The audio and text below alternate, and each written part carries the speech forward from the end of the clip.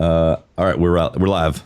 We're live. We're live. We're doing it live. We're live. Hello, and welcome to the 27th episode of the Destiny Community Podcast. This week, we have Mesa Sean as our guest. Hello, Mesa Sean. First time having you on in the history of the Destiny Community Podcast, and also like the old podcast included. Welcome, sir. Thank you so much for having me on, guys. It's awesome. Hey, welcome. Thank you for being here. Awesome. Yeah, definitely excited to be here.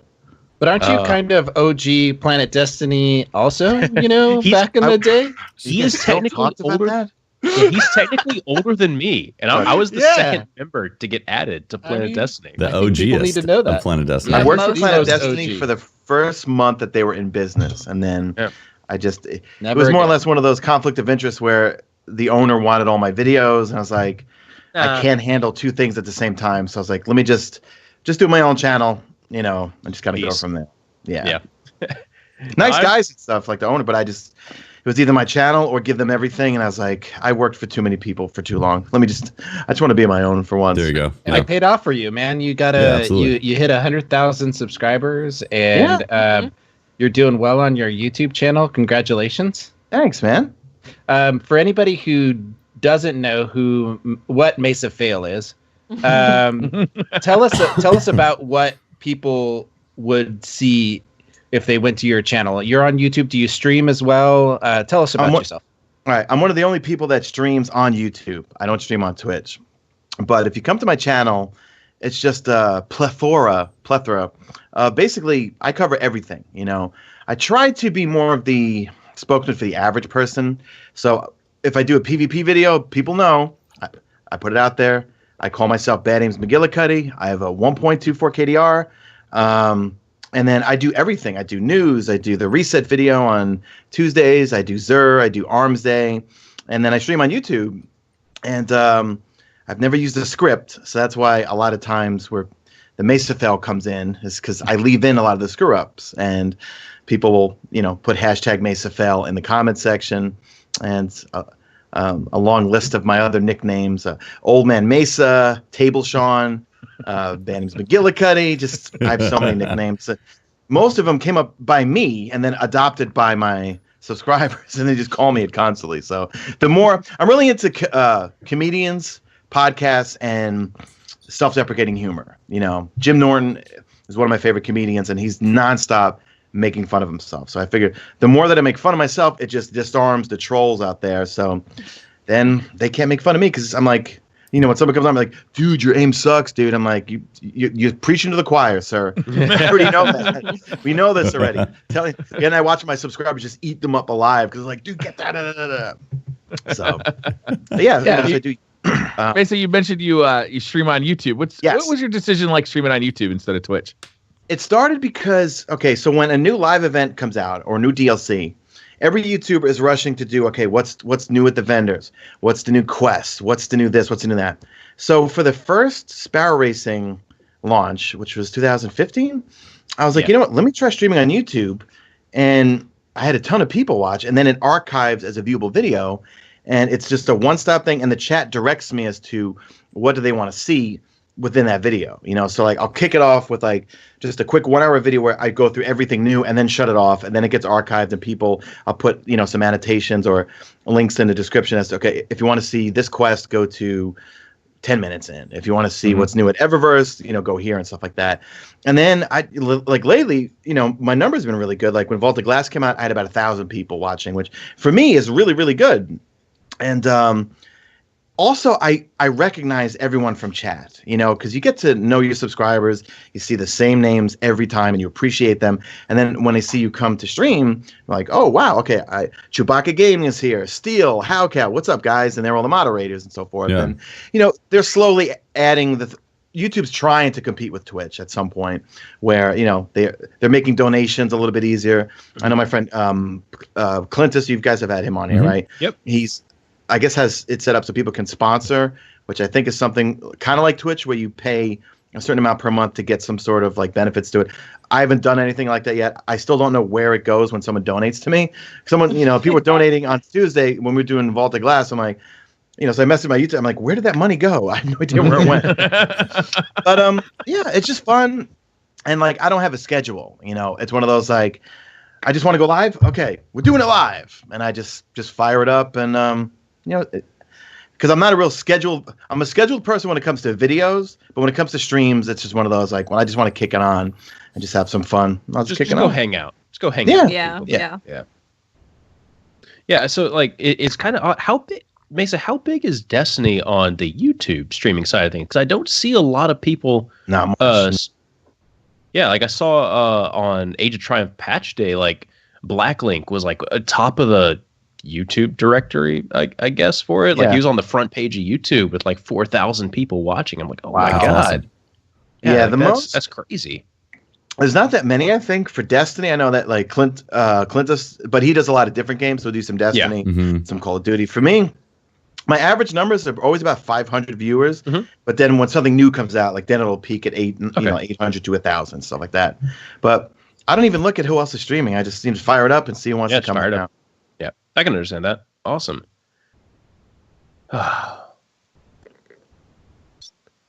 Very nice, long, awkward pause on the podcast there. I ran out of things to say about myself. I'm not good at talking about Patrick's drunk. It's because Patrick's I'm not drunk. You are drunk. I am Let's not call drunk. it. I just can't.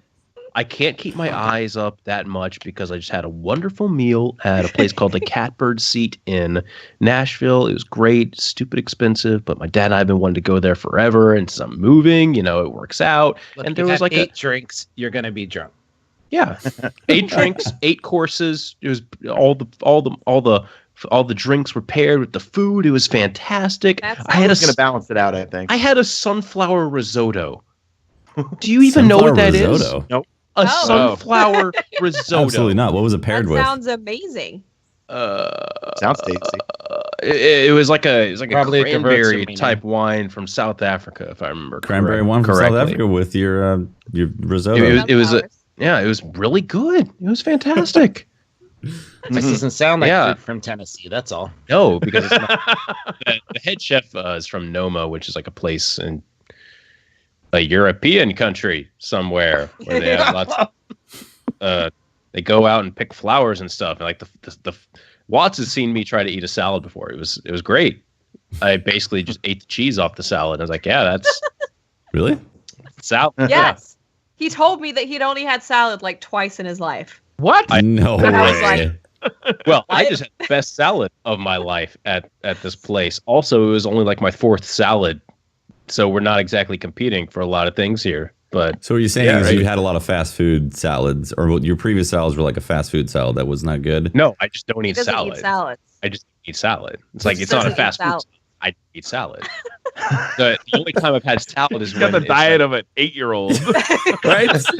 Do you like a lot of chicken nuggets? No, I prefer a very fine Doritos Locos taco from Taco Bell, exquisitely paired with a Baja Blast. That is premium. You know what we Mexican. should talk about today? Some Destiny, because there's a lot of Let's good get stuff into stuff, guys. Segway prior. Let's do it. Fission of Confluence, guys. It's amazing. The Vault of Glass challenge modes were released this week. Vault of Glasses. The Vault of Glass.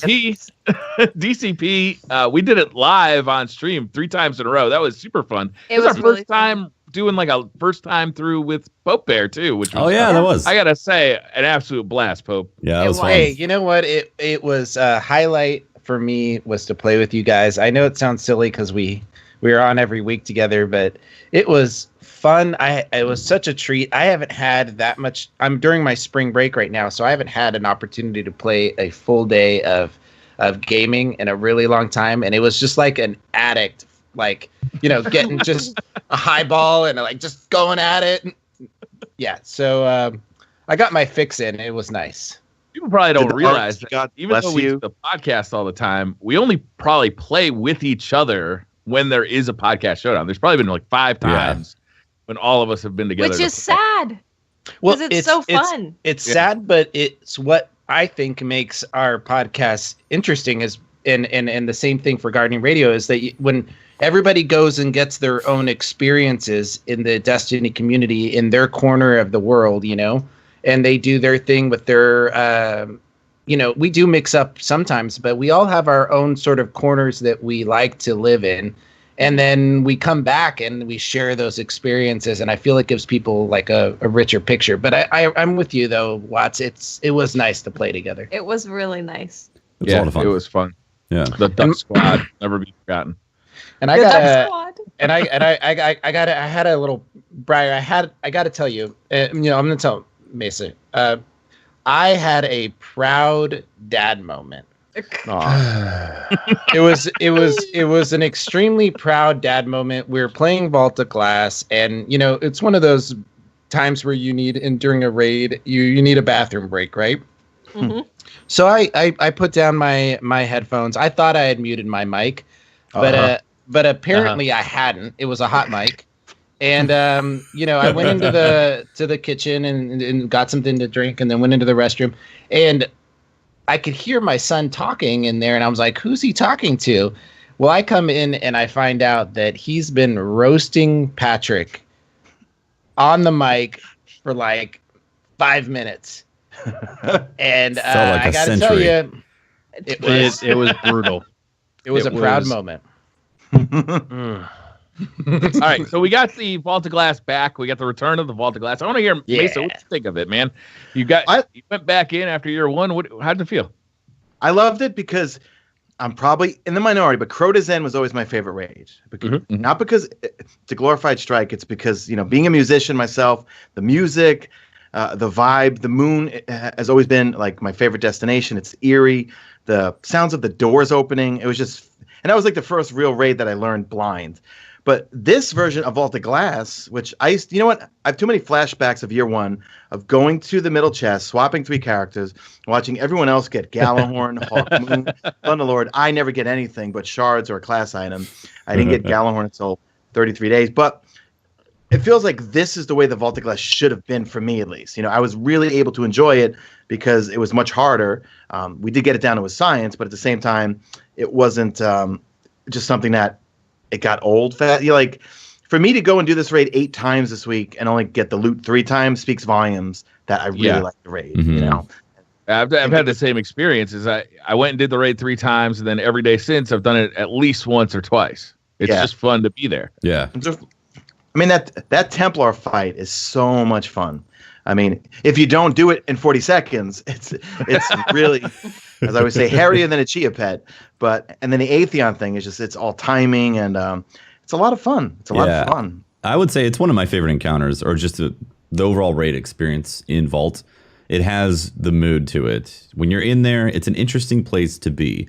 Even if you're wiping a bunch of times, or if you knock it out immediately, it has a really interesting feel to be in the Templar well and travel through and get to the Vault of Glass and all that.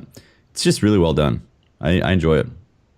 Do you like all the cheeses fixed? Like the Spirit Balloon room was closed off. They raised that one pillar really high, and then the other side to the right, it says turn back or you wipe. I did appreciate that. Like so many raid groups. I hadn't really established like a regular raid group in the Vault of Glass days. I was using LFGs every day, or every time I wanted to do it, I'd go on an LFG. And so many of those experiences were get an icebreaker out, go cheese, go cheese the Templar. Atheon was, back in the day, it was, okay, you 3 stand here, us 3 are going to stand back here. You're just going to shoot at supplicants until we do our job, because, like so many of those experiences. But now it's like all those cheeses are gone. Everybody's got to contribute. It's a lot.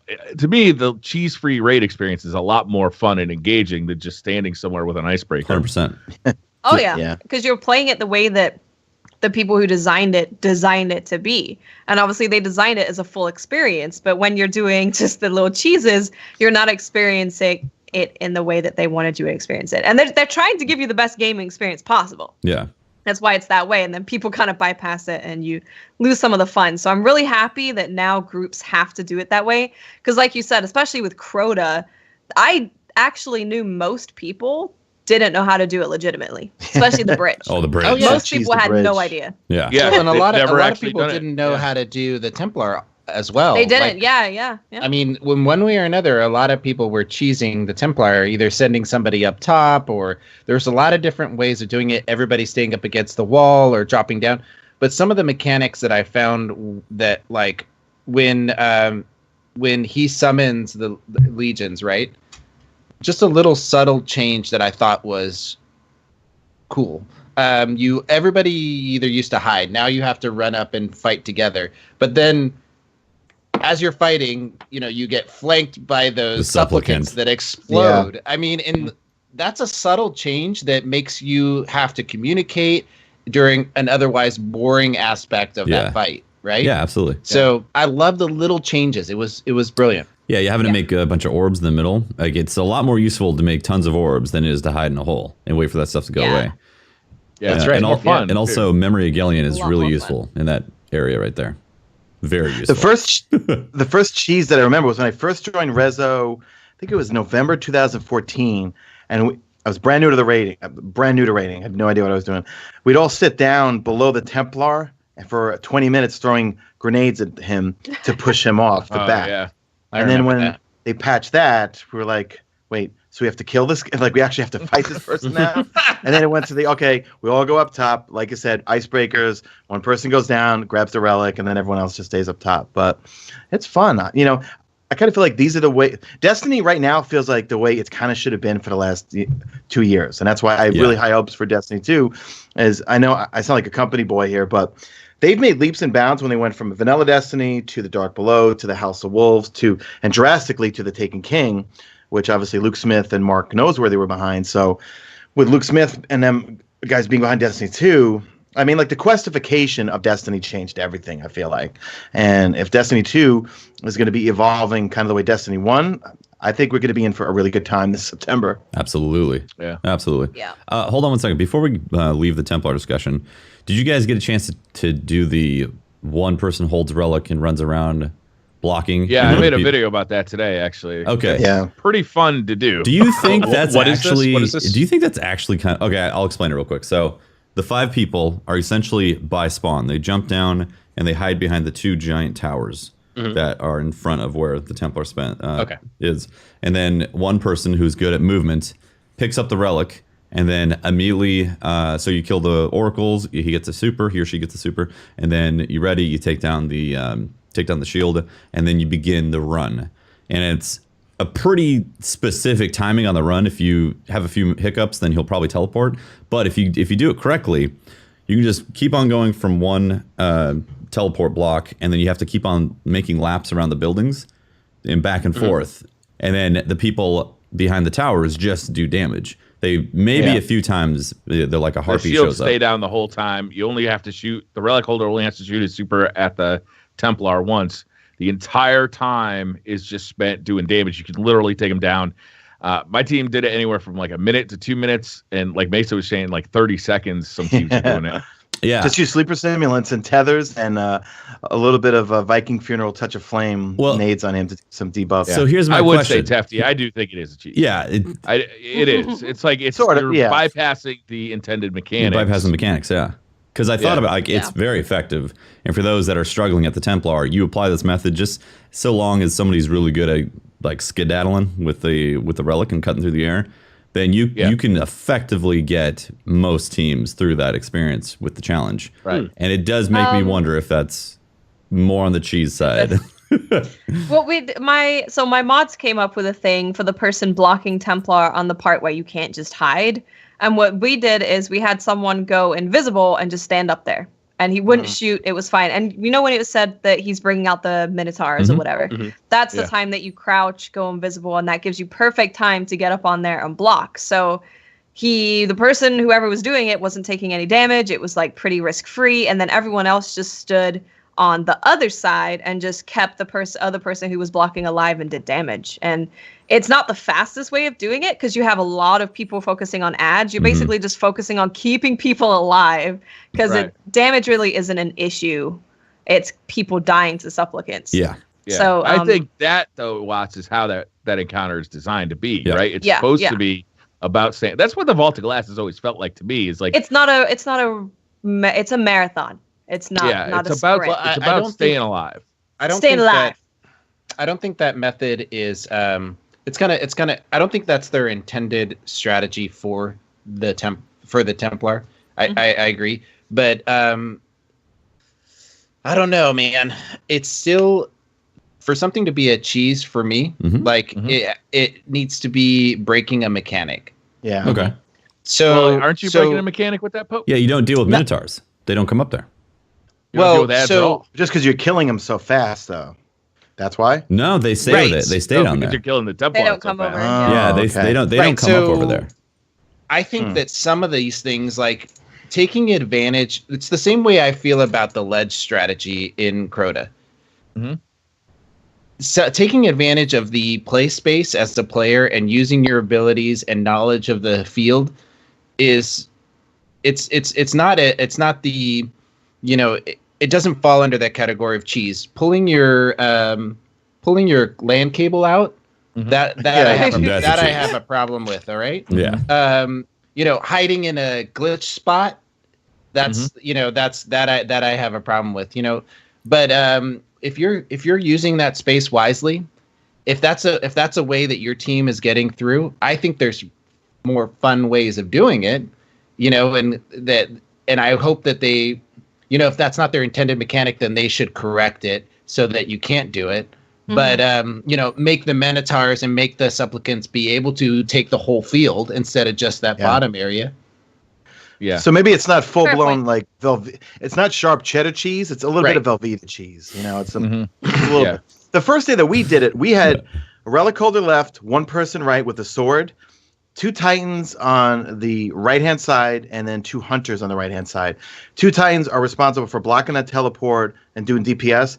The Hunters are there just to tether all those darn Minotaurs and Harpies all the time. Yeah. And it was, you know, it took us a few runs to get it, but then once we figured out we could just sit behind, you know, those 2 pillars and just wipe them real quick, you know. Yeah. They're both fun, you know. Yeah. Yeah. I think now that we got all the loot, or I guess as we're getting loot, we might go back to doing it the fun, full battle way, I think, you know. Yeah, two. Well, what I found was 2 Titan bubbles on the right, and then like a Stormcaller with them on the right. The Stormcaller exclusively handles ads, and the 2 Titan bubbles rotate with bubble and damage. And then the relic holder obviously gets the other side, and then one person's designated with Minotaur killing on that side as well. That was effective as well. There was more moving components and more responsibility, but it was fun, and it definitely took down the fight. But nothing compares to the other. Like the new encounter, the way they changed it. Like to me, it's not as dramatic as what they did with the challenges on your Ute. It's fun, but it's not quite as fun as the your Ute challenge. Well, I feel like the Templar challenge is like that was always baked in there. We always had that challenge mode to get that extra chest, which totally had a Ascendant shards. Yeah, like Ascendant shards in it. Extra Ascendant shards. Like so that one was already baked in there. That's a really easy thing for them to just kind of probably code in there for the challenge mode. The Atheon challenge, I felt like was a really interesting. Before we move on to Atheon, by not letting the Templar teleport and that chest open up, that chest was available down below. It's not there anymore, right? No, they took it out. No, it's still there, I think, but you just get no, they took it out. It doesn't every time. No, every time that I've done it and dropped down there, it hasn't been there. It hasn't been there, but the loot that you would get from that chest, like the extra loot, but specifically, Patrick, the chest isn't there. Yeah, specifically, the chest is it's been deleted. There's not really a 7th chest in the Vault of Glass. That's my point. We were just missing where we were going with that, Patrick. That's my point. They just moved it from that spot over here. Yeah. And they put it in at the beginning over there. Yeah. Yes. And the Vex I don't Moving like Company that. came in. That means there's still Vex and Move. It's just a shell game. They just swapped it. And then now they expect to satiate us that it's not going to work. Well, they all have exotics now. Also, they told the truth when they said they did not add another chest. True. Yeah. Yes. That's true. They just moved it. They just moved it. What a hustle. Made every warlock in this world that doesn't know how to jump suffer the consequences. I take it I'm the only warlock main here, right? Yeah. No, Briar is a day one Briar's warlock. not a warlock. Thank you, sir. Brothers in arms, right there. That's right, Right. brothers. Fellow warlock. You are such a liar. 300. Oh wait, are you pulling shenanigans? I sense some man, I swear to chicanery God. over there. Yeah. I can vouch for He's a Briar as wolf. well. He's Wait, Pope, been a show your warlock shirt. main. Show your shirt. Show Briar on your shirt. What Thank class you. is he? Oh yeah, What class is he? Briar. I sense some Hey. shenanigans. You pulled one on me, Briar. That is an artist rendition. Two titans, Artist 3 hunters, and interpretation. one warlock. It also shows me a trials geared. We all know I'm completely incapable of going to flawless trials. So, Neither. It's true. All right, so that's the only thing I wanted to point out is that even if you do that, you do get your Spirit Bloom chest though. That's still there. Thank Gotta God. get that. Yeah, What would I do Losing, without Spirit spirit? Bloom, losing man. sleep over that yeah, one. that's the Spirit Bloom. I don't chest. even need it to upgrade stuff anymore from these raids. Yeah, it's And all then glimmer. I wish it would have been like if you had done challenge mode and you went to that chest, you could pull out maybe a legendary weapon from there. Maybe I don't know. Well, I know what chest I was confusing with. That's right. Okay. The one where Praetor's body was during the story Yeah. mission. That chest is still that's still there. right? Yeah, Yeah. yeah, Yeah. yeah. Okay. I'm talking about the one where you drop down Yeah, the, drop and then down you before gotta you go. walk into that black behind the Little- rock. Okay. yeah, Yeah, that's it's not fine. there anymore. Yeah, Yeah. it's gone. Yeah, they took it out completely. Messed up. once you do get down there is a challenge to kill all of the Oh, the Gorgons. all of the. Oh, That- I want to call them according orcs. to- friends, all my comrades. And according to my chat, that was the best part of the raid. That so. was pretty epic. Yeah, A lot of that was fun last pretty night fun. with my I crew. used to do. I think I ran like a couple hundred carries back in the day of Vault of Glass, and I love doing carries of it. And one of for new players, the Gorgon room is extremely difficult. Yes. Yeah. New players have a hard time with it. And so I mapped out all their patterns and I found a very flawless, easy, just simply walk. And you can walk all the way through and make it through. And so over the years, I just did it so often that I had, it's kind of requires some patience. So I wrote a story into it of these, and I named everybody. You named them. I've been on a run with you back then too. Yeah, I remember that. Yeah, so we did that during the stream, and I guess people got a kick out of it. And then I had to kill all my friends. So I thoroughly enjoyed that, by the way. Yes, the murder was fun. I really liked where Briar screamed murder and then it became a thing. Bubble tether murder. I just got to give a shout out to my boys Raider XOF and Flusbury because they showed me a way where you sprint the entire time. There's no walking. Oh, really? This is one I posted it this morning in my triple feature where it's the one phase Atheon Templar and then the Gorgonzola maze, I think, or was this different? I don't know. There's one video I put up where if you go to this one point, you literally can sprint to the right the entire time. Only one Gorgon will maybe make a little bit of a sound, but you just literally sprint the entire time and you're done with it in like 2 seconds. Because like the middle part where we used to go and jump all the time, Yeah. one of us would always get But see, the spotted. problem yeah. with that, It's Mesa, always the is that warlock. people have a Mhm. hard time following. And Yeah, that's true. sprinting and following and staying in Yeah. a tight grouping, that's like Yeah. pro I can't wait strats for right Twitter there. questions. We got a question to write about that. I can't wait. So after you do what do you get when you kill all the Gorgons? Record book. An completion. achievement Triumph thing. book. The record book. 11 and total. you had to you have to kill 11 and they get harder, right? They get No. more health as you kill them. No, they No, No, used to they kill used with to, four but they Celestial don't anymore. Nighthawks. Like you don't even need. We started doing it with swords till someone posted on Reddit because Raider was looking up on Reddit and he was like, "Wait a second, 4 Celestial Nighthawks with the Deadeye perk just wipes it out because some of the Gorgons are stationary and then you get the roaming ones. Mhm. You know, so what we found is that if you kill the roaming ones, we would just take our time." Wait for our supers to come up, put Gunfighter on, like to get our gunslinger back, and it only takes 4 to take them down from far away too. So Yeah. That sounds like a better method than what we use, but not nearly as much fun. did you use swords? Yeah, we Swords and murder. Bubble. And so when you And go French and when you cuisine. get into the jumping puzzle, everybody knows about you go back and you get the heavy ammo, refill, Yeah. right? When you go Yep. into the jumping puzzle and go back. But what we found, and I don't know if you found the same thing, Mesa, is if you kill all the Gorgons, you don't get heavy ammo. when you go back, it won't give you heavy ammo. Oh, it's glitched. Actually, okay. It might have been. It might have been that somebody was still in the instance when we kept going back, and that will not refresh it for some reason. We got it because it happened to me. We didn't touch the Gorgons. We went in, and then I went back, and somebody was still there, and it didn't give me ammo. I was like, oh, I think it is if somebody is still in the instance. So if the instance has been wiped by going to Vault of Glass over there, and then you come back to the Gorgon's Labyrinth, I think that's actually what triggers it. But I haven't had a chance to test it. Let's talk Atheon, because there's a major change to Atheon to get the challenge done. And I think it's pretty hectic. It's pretty chaotic. It's pretty hard for a new player to come into a raid team and just pull off. Yeah. Like if you're doing viewer runs, it's definitely the hardest point of a viewer run. Yeah. Yeah. I think.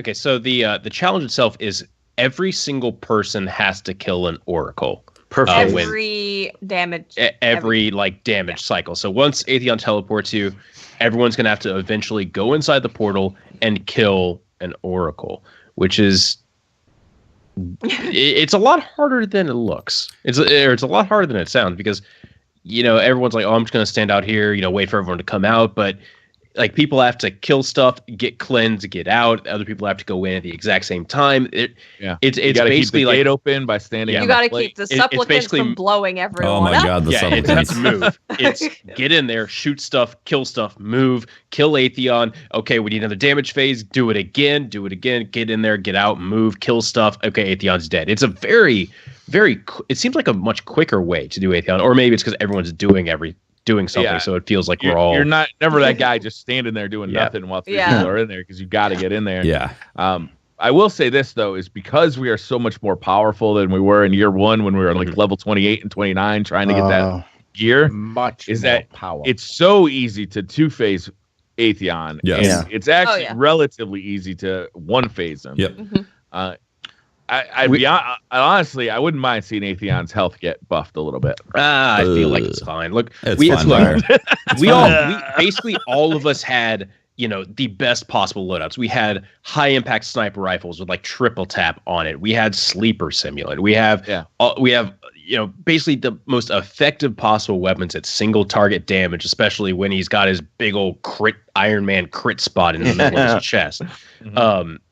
I feel like his health is fine. If a group was experiencing basically what happened to me was I couldn't get any ammo in all of our attempts. I couldn't get any ammo. So so it's okay. I feel like his health is in a perfectly fine space, and our thing of us being the best possible geared, that's not how you should balance an encounter. That's not our thing. That's everybody's thing, right? We've had 400 light level for 7 months.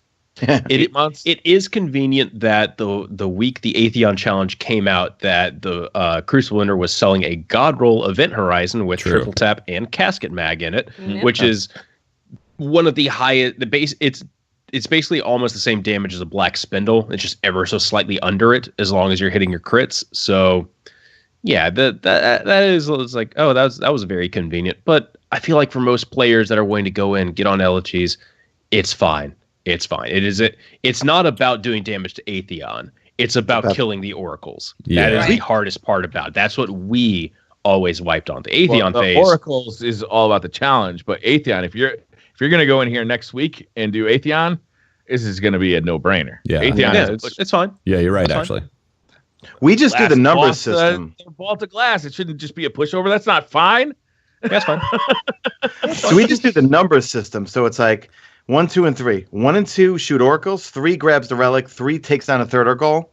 As soon as the call out goes that 1 and 2 got their oracles, 1 and 2 get the hell out of there. Yeah. Once they come out, 4 and 5 go right in. Someone calls out 6 if they're staying outside. 1 and 2 then come out. 4 and 5 go in.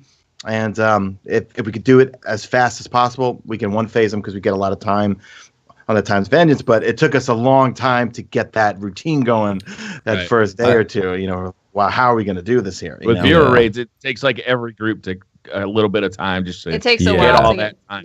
Getting used to the speed. People that do carries. I personally can't do carries because I'm not good at teaching stuff like that. But guys like all of you, Say No to Rage is another one I think of how many people he's done carries with. I'm I just don't have the patience, because even my friends and I, we struggle sometimes to do it, let alone bring in 2 to 3 people in with us. Yeah. You know, we could carry like 1 to 2 people. We could probably carry, but for me to go in with 5 other people to carry, I'm not going to be able to do that.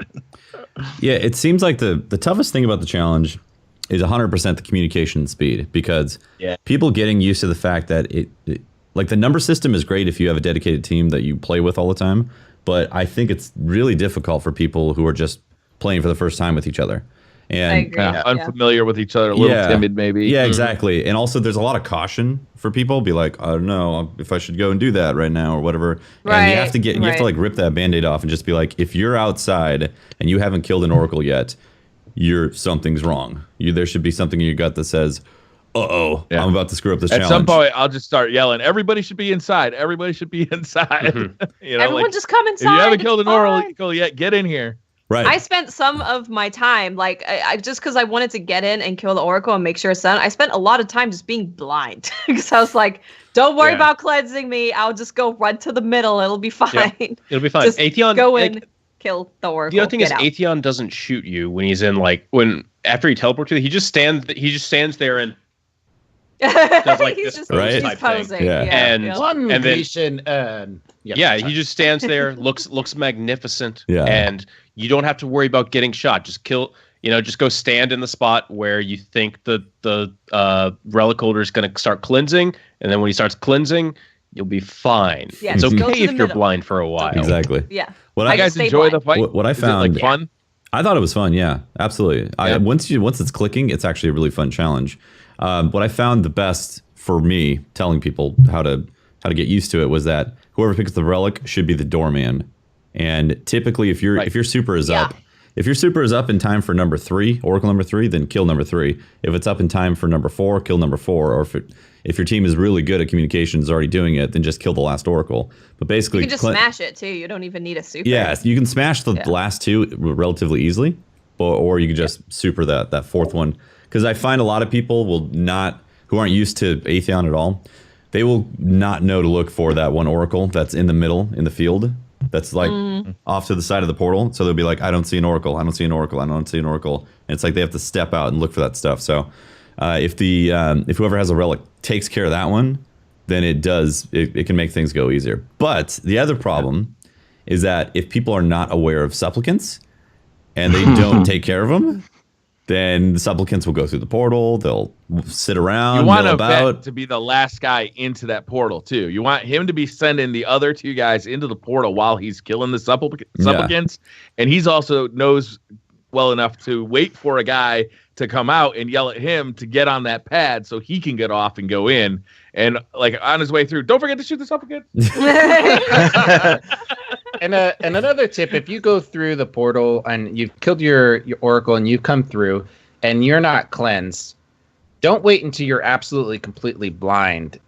Standing outside the Oracle, Just go to the middle. I'm not cleansed. I'm not cleansed. Just jump into the center middle. when you can see, and start killing supplicants from there. Yeah, you will get cleansed. I did notice some people were, as soon as any kind of darkness was hitting their screen, they would freak out, be like, "Oh my god, I can't! The things are going away." But you can actually see stuff for a little bit. Like there's a little window. You can see until it's completely black. You can do stuff. Yeah, you're fine. Yeah, You're sometimes fine. you just have to be When I'm okay with jumping there's a out- shroud. You know.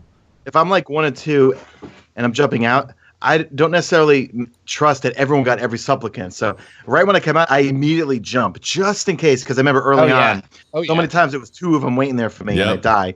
So I jump right out and then I look at where the center thing is and I just go right there. If I'm a Titan and I start to go, black from being marked, I pop a bubble. If I'm a hunter, I'll shoot a tether off where I see any supplicants, or I'll just go in Viz or something. But just jump as soon as you come out, just in case there's a supplicant waiting to blow you up right there. Yeah, everyone jump on your way out. And another pro tip that we found was that you need to peel somebody off from the DPS crew to do supplicants, and hunters are great for that because they've got their golden gun or their tether, and they can really take out a lot of those supplicants really quickly. So maybe at 8 seconds or 8 seconds to go, one person splits off and starts cleaning the board a little bit. Yeah. And if you have a hand cannon, it's just like you just one tap them as long as you crit them. So Yeah. It was usually me because I was completely out of special and heavy ammo anyway. So I was just okay. I got this, guys. Yep. Do you guys do the throw grenades on Venus, not on Mars? Yes. To start off? Absolutely. Yeah. For some reason, like we call it Sudan, Brazil. Sudan is Mars, Brazil Oh my is God. Venus. All right. It's always grenades. For some reason, if you throw the grenades on Mars, they get startled for the person. Even though the relic is going around the side to the right, they get really flustered and that person could die. But we find with Brazil, they need a grenade, or sometimes someone just fires a rocket down there. But we're going in sleepers because we find that the sleepers, if you hit an oracle real early, it one bangs it. But if the oracle sits out there for a little too much, it takes 2 sleeper shots. For some reason, the oracles seem like they get stronger. They get stronger. Gain health. Yeah. Oh, they do gain health. Yeah, they gain health. health. Yeah, That's also why Atheon's Epilog is so good at Oh it. my 'Cause God. They can't gain health between shots. The epilogue is Closes it amazing down. for that. Yeah. Yeah, Well, it's even let's talk better about some of corrective those. measure. Let's talk about some of the guns, man. Like, let's talk about those guns in their back, right? Bringer. Ooh. Anybody Division get of a? cornflakes. Anybody After get a? After we did our first run through Vault of Glass, right? And everybody got some guns. Yeah. And then we started our second run, and across the board, everybody's like, "Oh, this is way easier now. We've again got the best guns in the game. We can relax." Yeah. Yeah. I was so ecstatic because I used to call the Vex Terrific class in year 1 when it had better stability. It was my PvE gun. It was my PvP gun. And actually, that went to my Postmaster. So I remember, thank God I saved the clip live on stream because you just hear me just scream out, "Oh, there's a Vex in my Postmaster." And I just run to get it. And I'm so excited to use it. We go into Ducrota, and I'm like, why am I out of ammo every 2 seconds? Because I have no ammo. You know, it only holds like 100 rounds. I'm like, so I tweeted to Josh Hamrick. I'm like, any chance in the next sandbox update it could get a little bit more ammo and a little more stability? Because I remember that thing. I don't know. It felt like it never bucked like a Bronco the way it does now. Yeah. Yeah, it really is a close range weapon now. It's great to see it, to get it, because it's so rare, and it's great to have that feeling of getting it. But you're not really going to use it. Yeah. You know what? I threw money right at my screen right after because I got it, but I spent like maybe $20 on those Age of Triumph, things or whatever, and I didn't get the ornament. So then I went and spent another $20, and then after the second package, I get the ornament. So I was like, I just wasted $20 because I bought the packages because I wanted the Age of Triumph gear because my boys Slusbury and Raider XOF spent. They basically paid for everyone's DLC for the next Destiny. They threw hundreds at it just to get, they could do what they want. They were having a good old time with it just to get all the Age of Triumph gear for all 3 characters because it looks, especially the Titan. The Titan, it looks amazing. Awesome. It looks ridiculous. I opened up 22 of those packages. I didn't get one piece of Age of Triumph armor. I think it's because the pool is so diluted because you got chroma gear, you've got old emotes. I got every emote I could want. But I didn't get any armor, so I said, you know what? I was just buying it just for the neck, not the neck. There's certainly reasons to make that stuff rare, right? If it keeps people playing the dailies and the weekly all summer, trying to get that stuff, or spending $100 a pop if they want it right now to get that Necrochasm skin. Yeah. Well, we did 3 runs. No one in our group got it, right? Yep. No one got it. 18 chances, which is actually very rare from what I'm seeing. Like a lot of people seem to have gotten Mythoclast. At least one person, yeah. Out of 3, I did another. I did my runs on Xbox. I did not get it, but I've witnessed several people get Vexes. 2 at a time. I've seen also. 3 or 4 people get it now. Yeah. Too. Yeah. The next time I did it with my normal raid team, and 2 things happened that were awesome. We had a Vex Mythoclast drop for one of my teammates, Ian. You Miss Watson, Patrick, no. And then second is Urk finally got his Fatebringer. This guy he's been. Did he get the legendary or the adept? The adept, but still, it's a Fatebringer, and he hasn't gotten one since ever. The last raid before Never the gotten King, one. I was with you, Pope Bear, with him trying to get one for him. Yes, you and I got it that time. Yes, He didn't I get it. know. We both got it. It's been amazing. And so it's great to have those stories. I mean, people are getting loot. They're getting those guns, and they feel great. And even if it's the not guns all feel great. They the Vision do. of Confluence is beautiful. Fatebringer, I've only gotten the Adept version, but it's so fun to use. But there's still that carrot on a stick. If you want that legendary Fatebringer, which is going to be really useful, if you want that legendary Vision and Confluence, I got two of those. It's going to also be very useful. I got really the armor lucky. is very rare. Got a legendary Fatebringer. I got a legendary Fatebringer. I have a So legendary. but the legendary versions of these things are very rare. They're fun. The armor is very rare. Mm-hmm. I don't know too many people who filled out a complete armor set in their first. No. Yeah, I haven't. I sort of did on my Warlock because I only wear transversive steps for PvE, but I did get the chest piece, the gauntlets, and the helmet for the Warlock and the shader. Oh, wow. And it looks ridiculous because Nice. you got the little Gorgonzola Yeah. tentacles, coming off the back. And since I'm not using any of the boots, it looks amazing. So now I'm saying to myself, do I want to chase the Crota gear for my Hunter and Titan or the Vault of Glass gear? I don't know. Well, that's the thing, Mason. You can do both, right? Is you finish every raid Yeah. group I do. That's We true. finish up Vogue, and then we do the Crota right afterward, trying to get the armor out of Crota. Yeah. Yeah. And next I week, wish It's great. I wish I'd known that all those Wrath of the Machine ornaments you could trade in with legendary marks to Shiro 4 to get Age of Triumph ornaments, because I passed on Wrath of the Machine challenge modes for the last month, I think. And I was like, You "Oh, can- Mhm. You can If I- trade those in. Yeah, you You can trade them in. Yeah. yeah, you can trade them in to Shiro 4 with You can trade 'em legendary in, marks, and all those Isopher, whatever they call them, tokens. Yeah. I do It's like- like in Zephyr. 500. Where do you put 500. it? In Zephyr. It's on fire. You get It's so great. much Vanguard and faction rep Yeah. when you trade into Shiro 4. So Yeah, I'm having a ton of fun with this Age of Triumph record book. Some quality of life things that I think Bungie could maybe have given us. I would love to have been able to track my Age of Triumph nodes, right? Thank So that I didn't have to keep. I mean, the process of checking and going Scrolling. in there.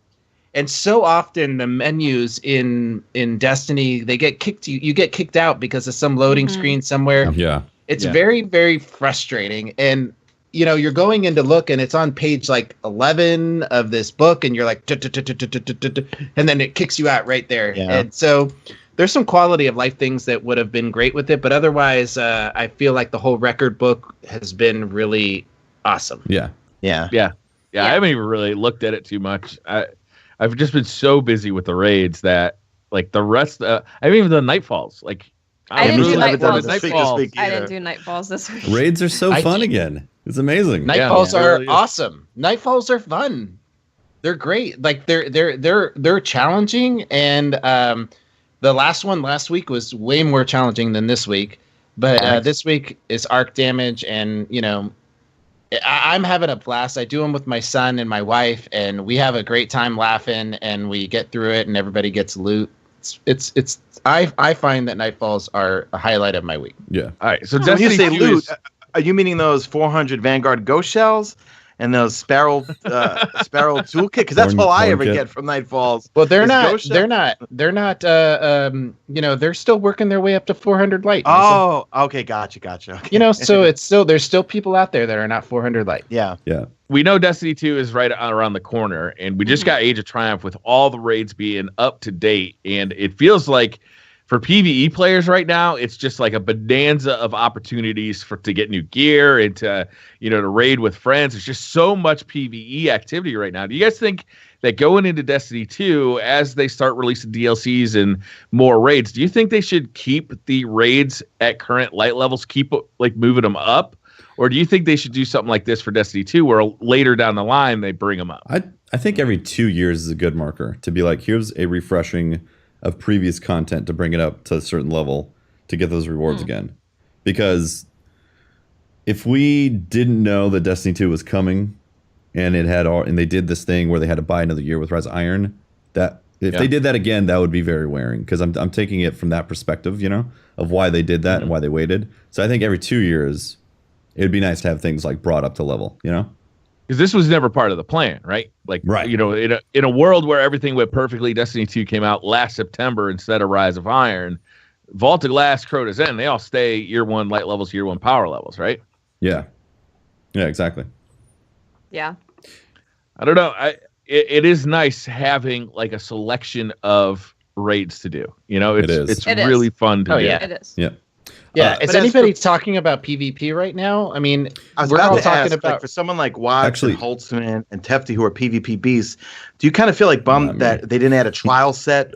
Come on, when we had the Showdown podcast, you domed me every 2 seconds, Tefty. Okay? Like, That was a I past looked at theft. I've boop, I'm dead.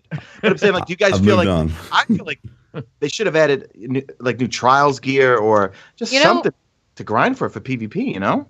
What I really would have liked is like something, even just a new shader and new emblem, Yeah. or even just like, and if you wanted to take it a step further, an extra ornament slot on the gear for you to work towards.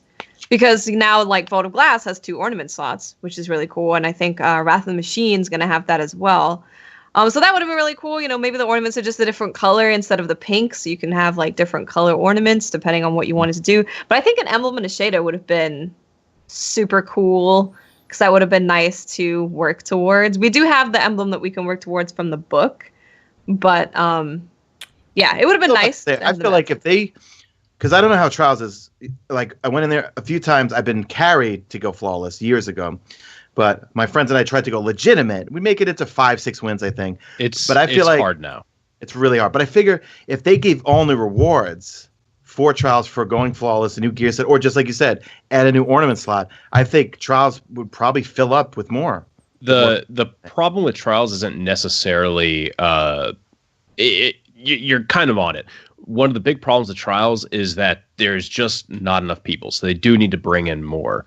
And also the way the matchmaking works for Trials is it heavily incentivizes you wanting to get to the lighthouse. Well, Bungie didn't incentivize you getting to the lighthouse. I think Bungie, the way it thought people would play a card is they would just play it until they are eliminated.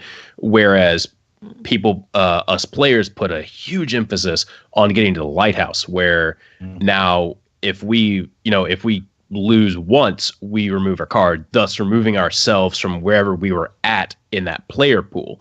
So instead of it being a relatively balanced, almost tournament style pool of players going up the ladder, it gets very, very difficult towards the top, because the people that are top basically haven't lost now. They haven't lost at all.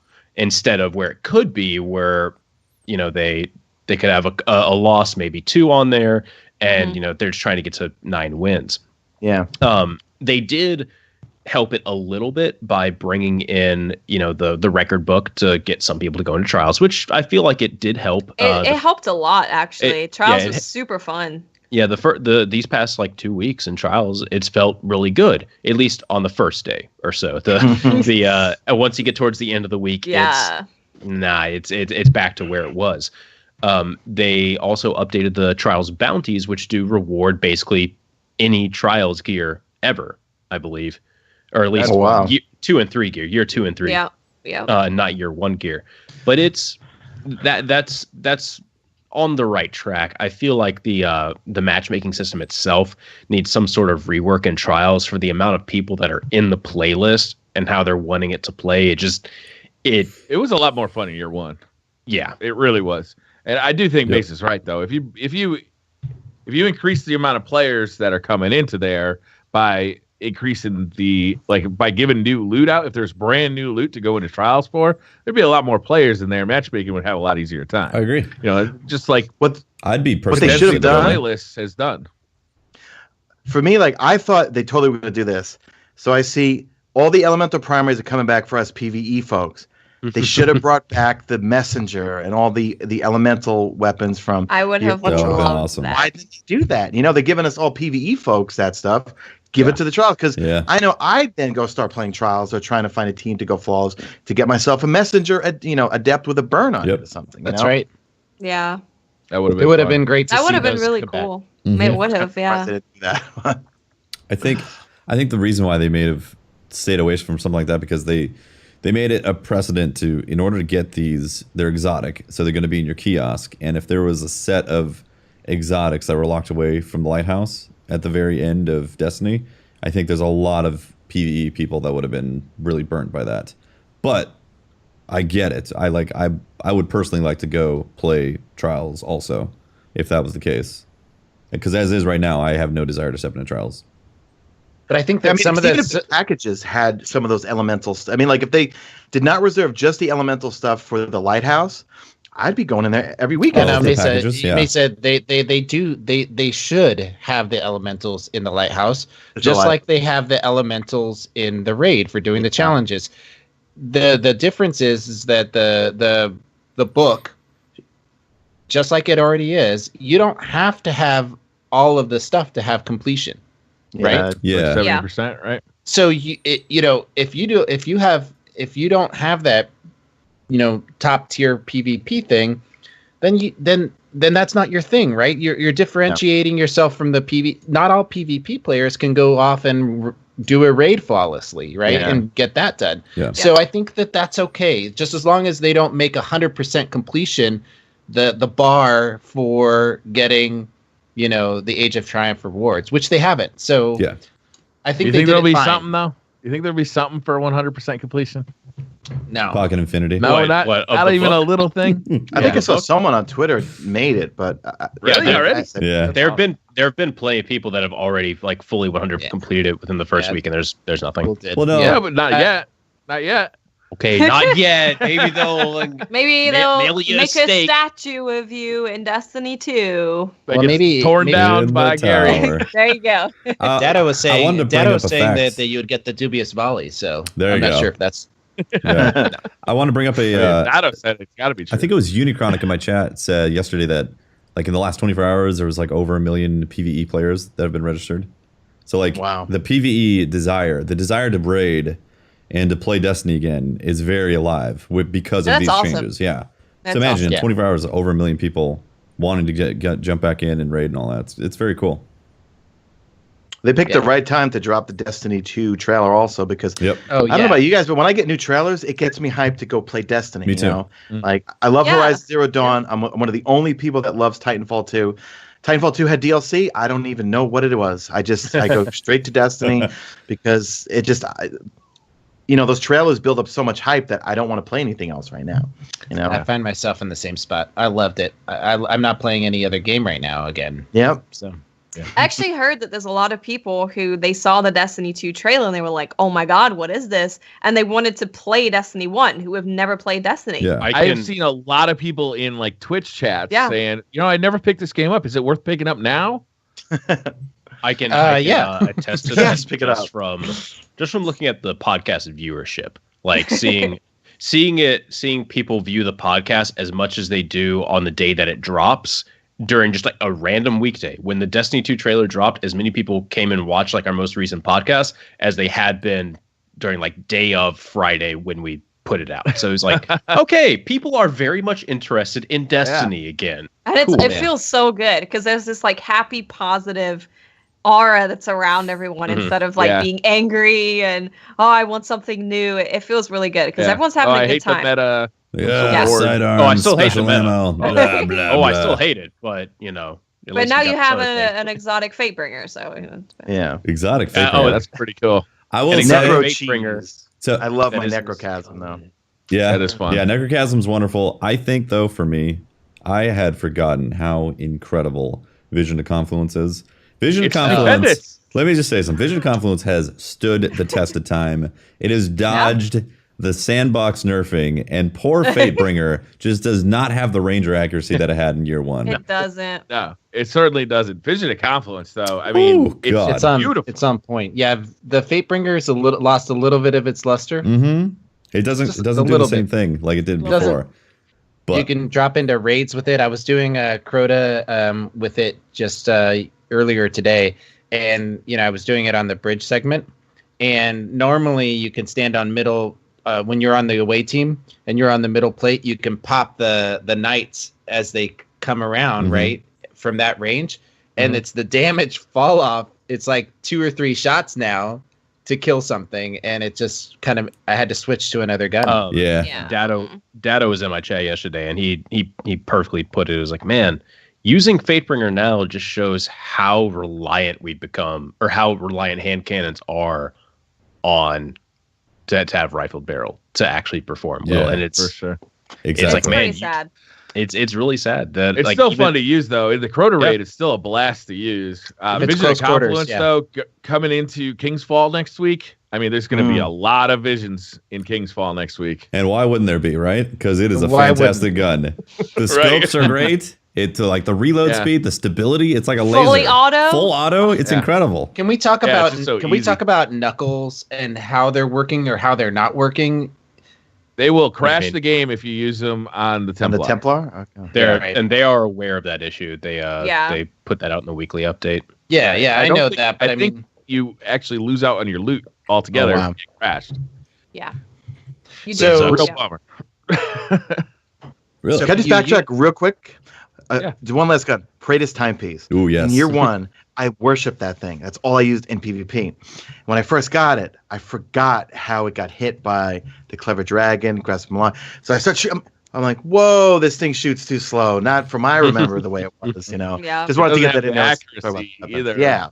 Some of the current favorites. It's interesting thinking about that one because I actually Praetor's Timepiece was relatively rare. It wasn't Praetorian foil rare, but it was relatively rare from the drops that most people would get. So I didn't really get to use one too often. But also back then, pulses were just not. They were garbage. Yeah, they were not the thing. It was like high rate of fire auto rifles and pulses were just in the toilet until the messenger came out. Yeah. And then obviously the GOM came and all that stuff. So it's interesting seeing those changes happen. Like remembering these weapons how they were back then, and then suddenly like today, Atheon's Epilogue is actually a legit weapon. Yeah. It wasn't back then. The foil is still a beast, though. Yes. That gun they cannot kill that gun with any fusion rifle nerfs, and they try. they try. Yes, they do. Don't worry. An absolute beast. Oh, don't worry. They ended up inadvertently killing Vexmitho class many times over. Like that thing is in a cold, shallow grave at the side of a road at some nondescript highway. That thing is deader than dead. You know how bad auto rifles are? Like the lowest rate or the highest rate of fire. The high impact one. Sorry, I'm a little solo buzz. The high impact auto rifles. You know how bad those are in PvP. Grim Citizen, Shadow. Yeah, like how they just. Okay, now imagine that, but with not having hit scan. So you have to actually have projectiles. I would disagree with that. But at close range, the thing kills pretty quick. Okay, you know what else kills really great close range in PvP? Sidearms. Strength Promise. Last Word. Actual if you're fusion looking rifles. for an exotic primary that's also full auto. You're not gonna live very long with the Vex. Kvostov. Basically every single Vexmitho class is just it's a horrible weapon to use. It's cool. You can challenge yourself to use it. It's great. It goes pew pew ding ding ding. It makes these metallic noises. It's great. It looks sexy. It's like some exotic car. That skin is amazing looking. It looks great, but it's a hot pile of garbage that you should throw out the window once you realize that you need to do actual work. I'm gonna predict something here. They're going to, like Mesa was saying, they're gonna do a little buff to the Vex during the next update, right? I hope so. You think we're going to get another update? No. Well, maybe Josh said that we would get sandbox updates, right? Yeah, there's going to be a sandbox update. So what happens if they do a little bit of buff to Vex, and all of a sudden we get a fusion rifle meta because they can't seem to unconnect the two. Yeah. And all of a sudden, every fusion rifle out there, every Voop master is going to be god tier. I'd be thoroughly surprised because that would take an unfucking of the special ammo economy as well. Did anybody get the Praetor's Revenge? I didn't get it, but I mean that thing. Talk about a gun that's been nerfed a lot of times. Get it. Yeah.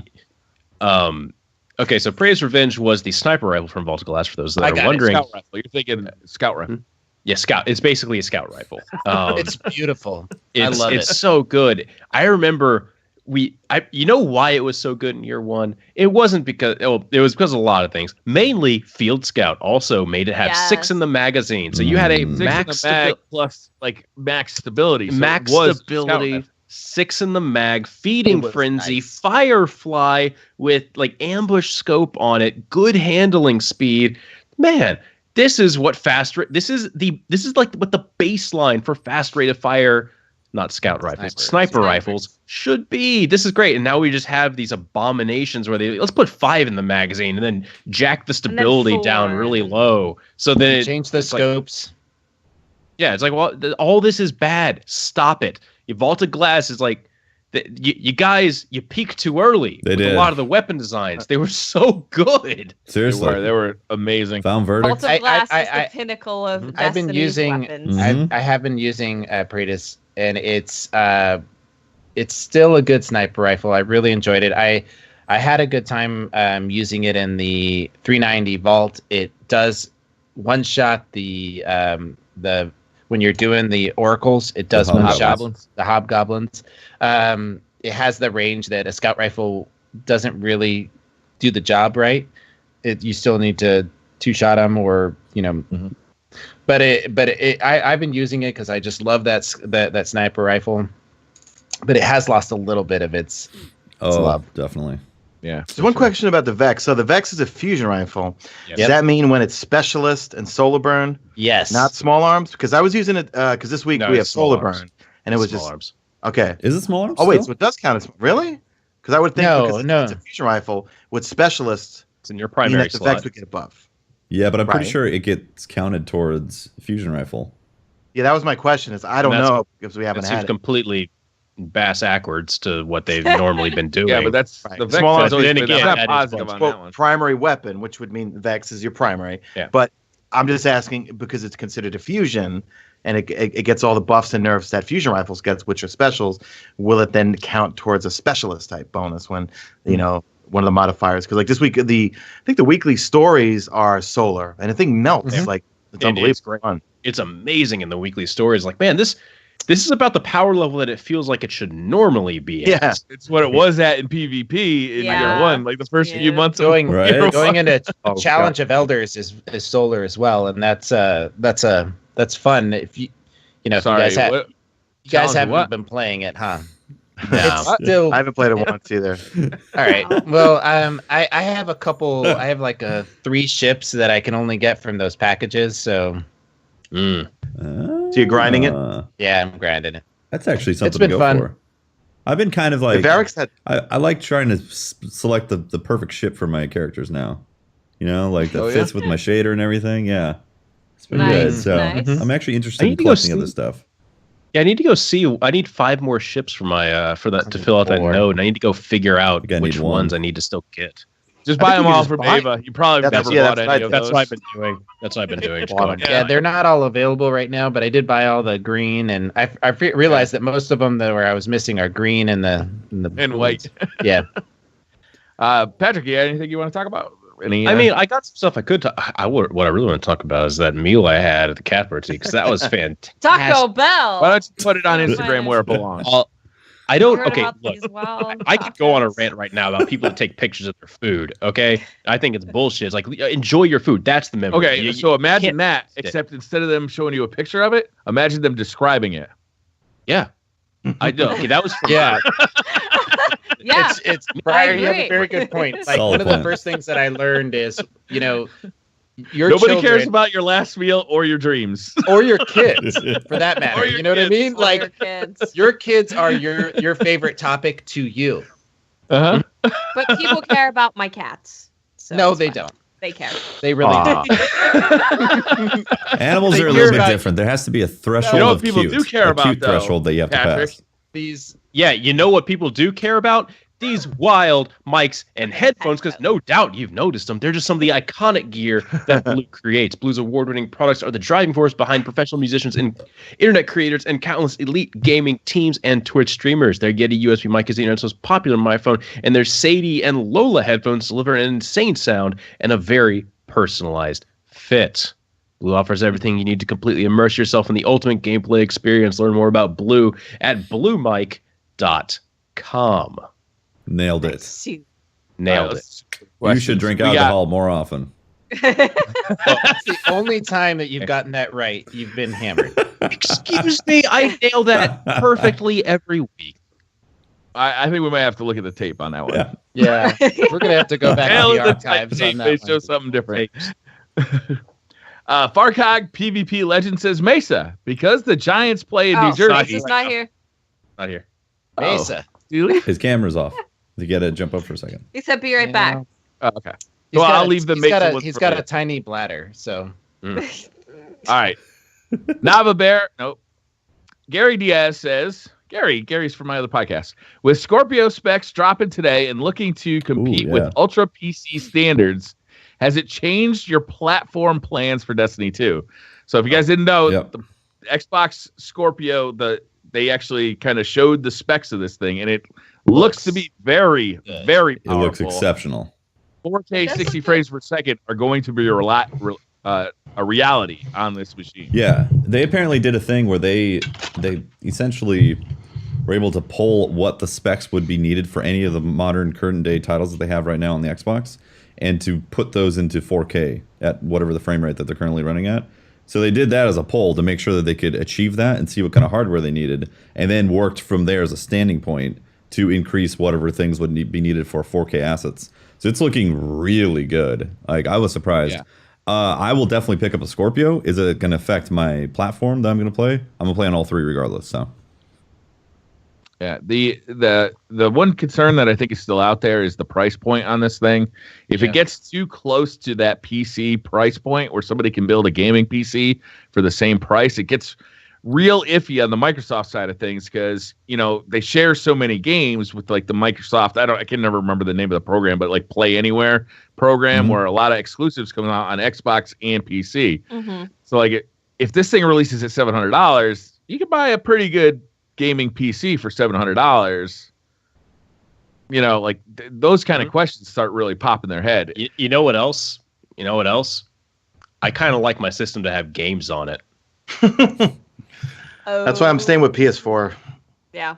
I didn't mean to drop that big of a Pro bomb. now. For me, it's true. It's a very personal choice. I like the systems to have games I'm interested on, and PS4 has a ton of games that I'm interested in playing. Xbox has Halo. That's basically That's it. not I'm true. They got Gears of War. They got Halo. It's a personal thing for me. I'm not interested in Gears of War. I'm not interested in basically anything that Xbox has to offer. But what about Sea of Thieves, Patrick? You could be a pirate with your Is that friends. not on PC as well? It's on PC as well. Okay, then I'm playing it on PC. So one of the things that I saw the specs coming in, and it tempted me in the sense that I really and why I fall mainly on where show me the games that I'm interested in, that's where I'm going to go. Show me where I'm going to have fun, and that's where I'll end up. That'll be at E3.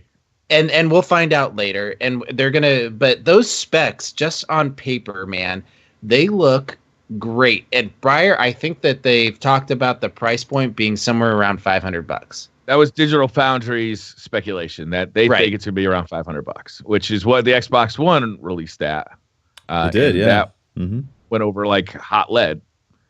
Right.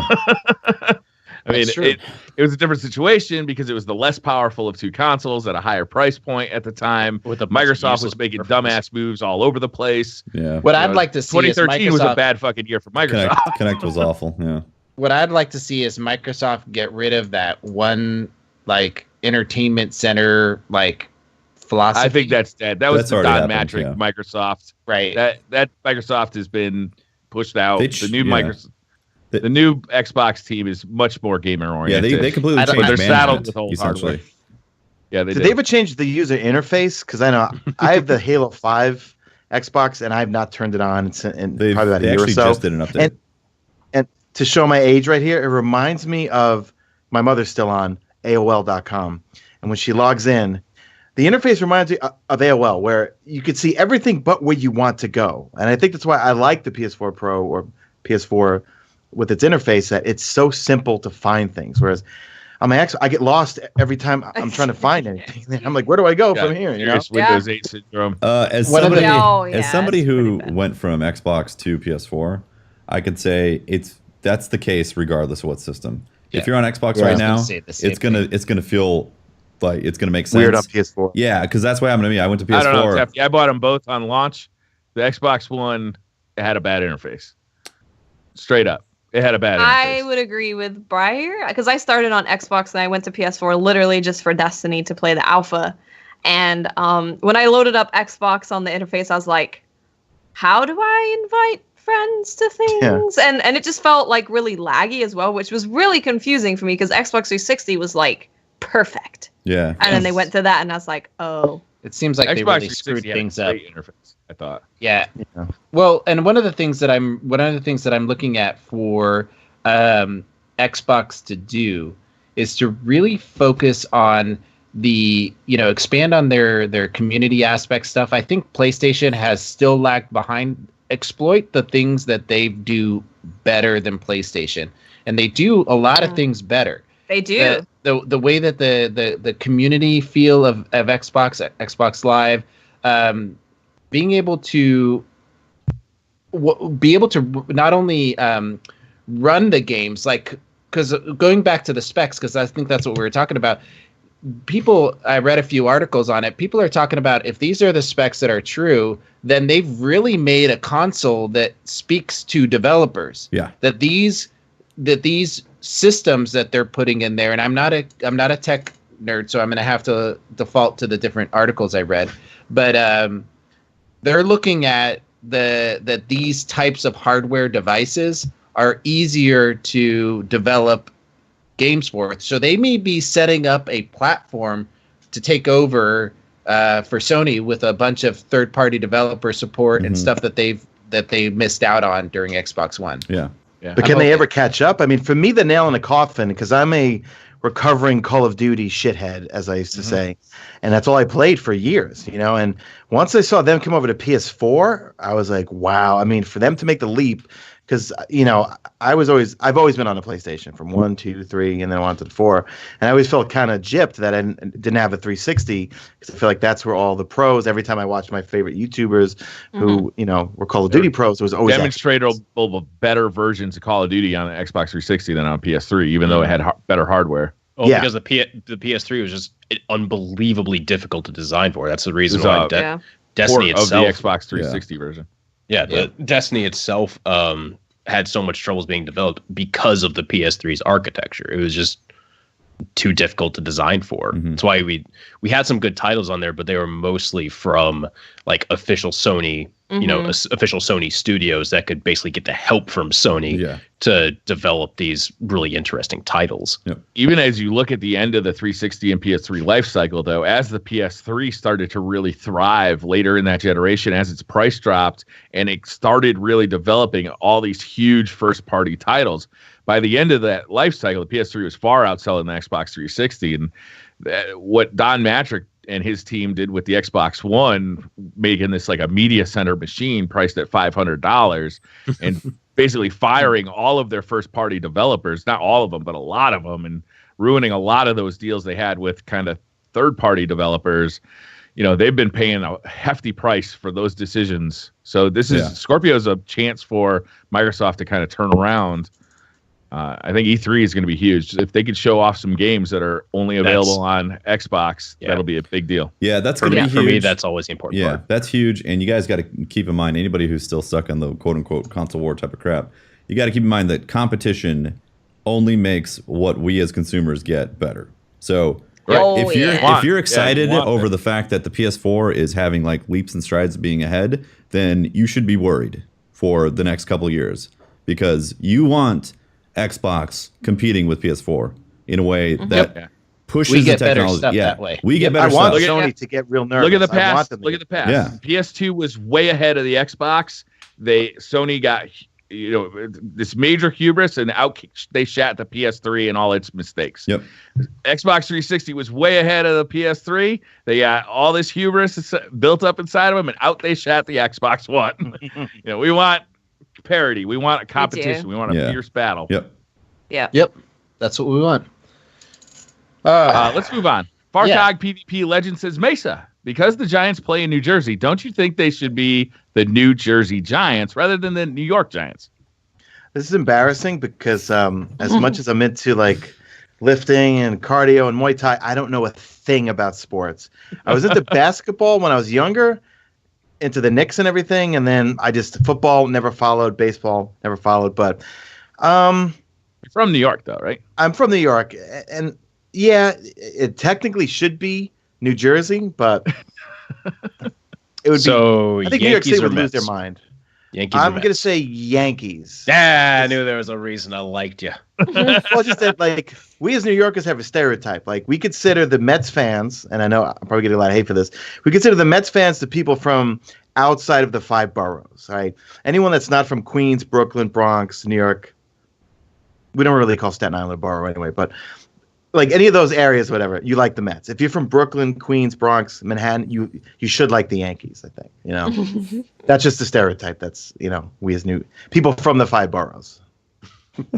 Trent says, Sean, please tell us the story about your Raid shoes and glasses. My Raid shoes. Right. Well, I've been a huge Jerky Boys fan my whole life, and I can kind of do impressions. So I used to do this. I actually was going to do like a thing with M-Tash once where he was going to be like Bungie customer service. And I was going to call up like, yes, can I speak to Deej, please? Well, what's the problem? Yeah, I was hurt at the tower today. Yes, sir, some bad, awful things. And I fell down the stairs and my Raid shoes fell off. It's like, well, were you injured there? Yes, my skull of diaram Kara was bashed apart. So that whole thing just stepped from the Jerky Boys. So, or I'd say so like, because of this Titan's Ward of Dawn, I can't see. God damn it! Anything Jerky Boys related is my Raid shoes and Raid glasses. If you've ever raid with Mesa, you're guaranteed to get a Jerky Boys impersonation at some point. And the first time I raided with him, and because I was a big fan of the Jerkin Boys growing up, and I had to mute my mic. I was rolling on the floor so hard. That's awesome. But you've been talking about that collab, video, Jerky Boys thing for some time, Mesa. I want you to pop it out, man. Yeah, you know what it's gonna win. It's gonna win movie of the week for Destiny 2. So let's do this thing. If I could have someone that's good with editing, because I still just use iMovie and I don't. Mesa, I got you. Okay, all right, we'll work on it together. If someone could punch in the phone calls with and like get the static of the person, the Foley. All right, I'll DM you this week and we'll figure something out. Yeah, you guys get that. You, M-Tash, Patrick, it'll be great. Awesome. You're still on a Mac, Mesa. I got an iMac here, I got a MacBook here, and then I do have a PC laptop to do like Facecam live commentaries, but I just don't really use it that much because... Which one do you stream on? I stream on my iMac. Wow.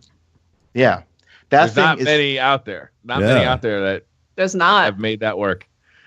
Well, this MacBook... I was doing it for a while too, Mesa, but I finally had to just install Windows on my Mac because I just couldn't take it anymore. Oh, okay. Well, the Elgato 3.5 software is great, and that's why I bought the laptop for it. But they keep upgrading the iMac's, the Elgato software to, I think it's 2.6 now. So they're slowly, like adding the features, but that thing's a beast. This MacBook Pro, even though it's the new one, which makes you put these stupid dongles everywhere because it has the USB-Cs, I think they're called. But this thing, as thin as it is, will render a 1080p ProRes video within literally 2 minutes, like tops. It's really, really fast. So, yeah, I am one of those. You know what? I used to stereotype the Mac people as those enema latte drinking bloggers at Starbucks, blogging away on their things, but they're so fast. That's why I like it. I use one for everyday editing. I use Final Cut Pro and Compressor to edit and then to render the videos. And it's like, man, so quickly, it's so good. And Final Cut is just a dream to use. I never want to switch to a PC for editing.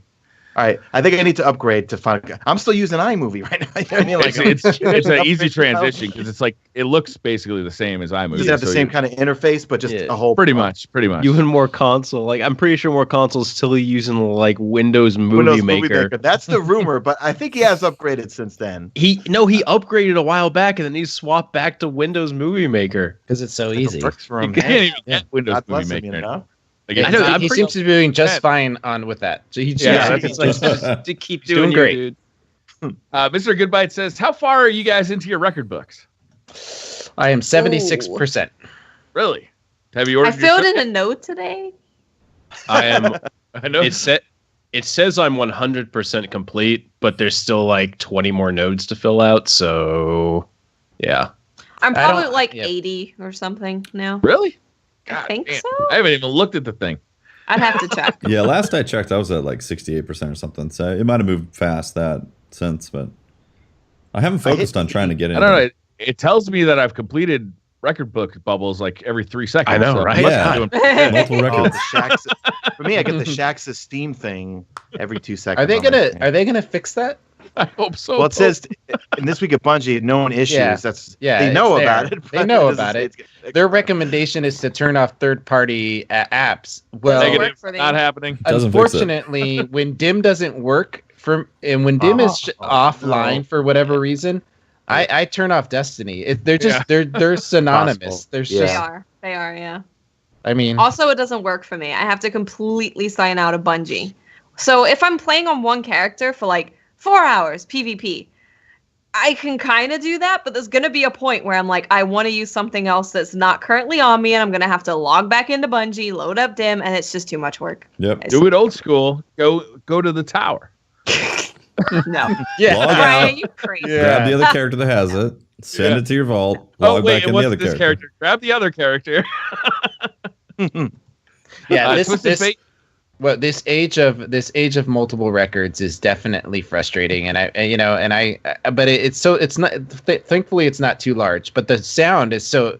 It's like being at a casino. You hear like. I get a headache after a while. It's just like. I think something happened. Anyway, go ahead. About 89%. I think. What is it? 90%? You could get the T-shirt. I think 100 more. 70%. No, it's not. I thought you were supposed to 100% it. You get like you got to hit rank 7 to get the T-shirt, right? Yeah, rank 7. So am I supposed to get an email about that somewhere? Maybe check your spam. About that. Check your spam box. All right. Yeah. Twisted Fate says, do you think Destiny 2 will be so different from Destiny 1 that it will not feel the same? P.S. Awesome show. Keep up the great work. I think it will feel like Destiny. They better not. I hope it feels very similar. I mean, like when I saw that first image and everyone was saying fake, I was saying to myself, it does look a little Call of Duty-ish. It does look a little with their stance and everything. But I thought, I have this stupid analogy from when Metallica, my favorite band, went from the Black Album to the Load and Reload era, right? You got the kid with the Black Album. They have long hair, the same song. Like, this is my Metallica. Then there's this new album, and these guys are wearing Cuban pimp suits, drinking martinis with cigars. It says Metallica on it. So, like, Destiny 2 is not going to look anything like the cover art for Destiny. I mean, like, think about it. 2013, it was probably developed in 2012, like the artwork and stuff. So I think it's going to look, it'll probably feel the same, but look a whole lot better, I think. Yeah. I would imagine it'll still have that Bungie feel to the shooting, right? That aim assist will still feel the same. But Bungie basically invented the modern FPS shooter for consoles, at least. That's generous. I'm just saying. Halo 1 basically redefined what it is to be a console FPS shooter, and they kind of continued that tradition for a lot of steps being taken in console FPS for sure. Yeah, so I'm just gonna say they know what they're doing when it comes to FPS games, and I feel like Destiny, the core gameplay will remain the same. It's going to be a first-person shooter. I'm just guessing at this point, but it's going to be a first-person shooter. I imagine. We're going to be getting lots of loot. Cade said that himself. But I wouldn't be surprised to see some like massive changes to the game. There's been some other pretty important titles to console shooters on consoles. GoldenEye, Call of Duty, like some pretty important stuff. Call of Duty came Bungie after is a big Halo, part though. of it. Didn't Call of Duty come after Halo for console? Yeah, Modern Warfare 3 came out about the time Call of Duty 2 was out, right? Or I'm sorry, Modern Warfare came out about this time Halo 2 came out, right? Modern Warfare came out after Halo. And like Modern Warfare basically kind of reinvented the modern more modern first person shooter Call of Duty genre as a whole. Was on at least action 360. genre. Yeah, at least action genre. It definitely, in terms of competitive shooter gameplay on a console, I think Halo made strides with that, and then Modern Warfare was then when COD stepped it up. So I just looked it up right now. Halo came out in 2001. Call of Duty came out in 2003. Yeah, that's what I thought. Yeah. Yep. Halo 2, though. I mean, Halo was amazing on the Xbox. Halo 2, I think, really. Well, no, you're right. Halo was huge. Sealy says 2 questions. 1, is it true that Pope secretly eats Taco Bell to gain better RNG? And 2, do you think there would be a PS4 Pro Destiny bundle? Yes and yes. Yes. I'm going to say yes to the second one. I don't know about the first one. Hard yes on the first. The second one, I think so. I think it's going to happen. I think it's happening. They did if that you're with looking to buy a PS4 Pro and you're big into Destiny, it can't hurt to wait right now. Yeah, I'm going to be waiting. And I can honestly say that I was serious. I've never purposely put Taco Bell into my body. What were you like Taco Bell like violated? He Like was how did drugged. Okay, Woke I up was- with a bunch of rappers around Why him. did you need such specificity in that statement? He felt some chalupas stuffed in his face. Yeah, Pope, I need to ask you something here. Okay, so not to get too off topic, but this Monday I'm going to be I have a Bungie bounty, and I'm going to be raising for StackedUp.org, charity for veterans here in the U.S.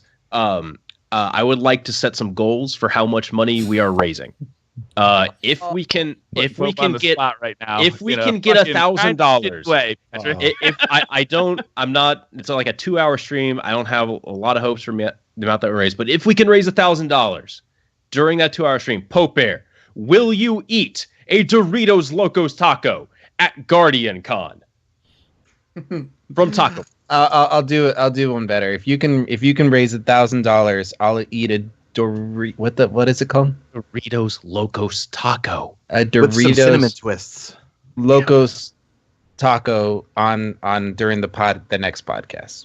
Oh my. Okay. Yeah. Bravo, sir. Bravo. Yeah. You got me where it hurts. I anytime there's as you guys well know, anytime there's a charity, I'm willing to throw my body at the screen. Okay, guys. So everyone Spread has heard it. Everyone has to spread the word. Podcast goes out. There's plenty of time. Everyone, please tune in. It is going on at 12 p.m. Pacific. That is 2 p.m. Central, 3 p.m. Eastern. Come into the stream, say hi. Most importantly, please get us to the point where we can watch Pope Bear ingest Taco Bell live. Hashtag tacos for Pope. Yeah. I also want to point out that I am. It is not going to be my fault if I puke on stream. Just so you know. Right. Leonardo DiTrapio I says, can't "Do you stop guys it. have more fun in PvP or when the newest raid comes out?" I love PvP. Newest For me, raid. PvE. Yeah. PvP. I know for most people, it's probably the raid. I know it's a super awesome experience, like going in blind, especially. I just love, like when Trials dropped, that was like my best day ever.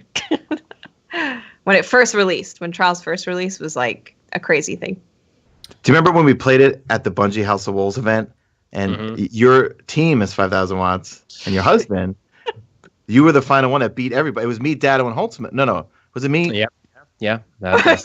And you guys obviously carried. I was just Sun Singer self-resing the whole time. I just remember, Mesa, you popping your self-res before you could self-res, trying to kill everyone after what self-res? And I was like, it's gone to shit. That's a Mesa fail right there. I think that was probably one of my most memorable moments ever, because it was just it was such a crazy tournament.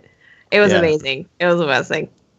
I had a great time watching that. Especially since I knew everybody that was involved in it, and I knew it was going to happen. I knew it, and it was fun to watch. Yeah, For me, the raids are the most exciting time. When new raids, new PvE content comes out, that's the most exciting time. PvP is kind of after I'm done with all the PvE stuff. PvP is where I turn to for often months at a time.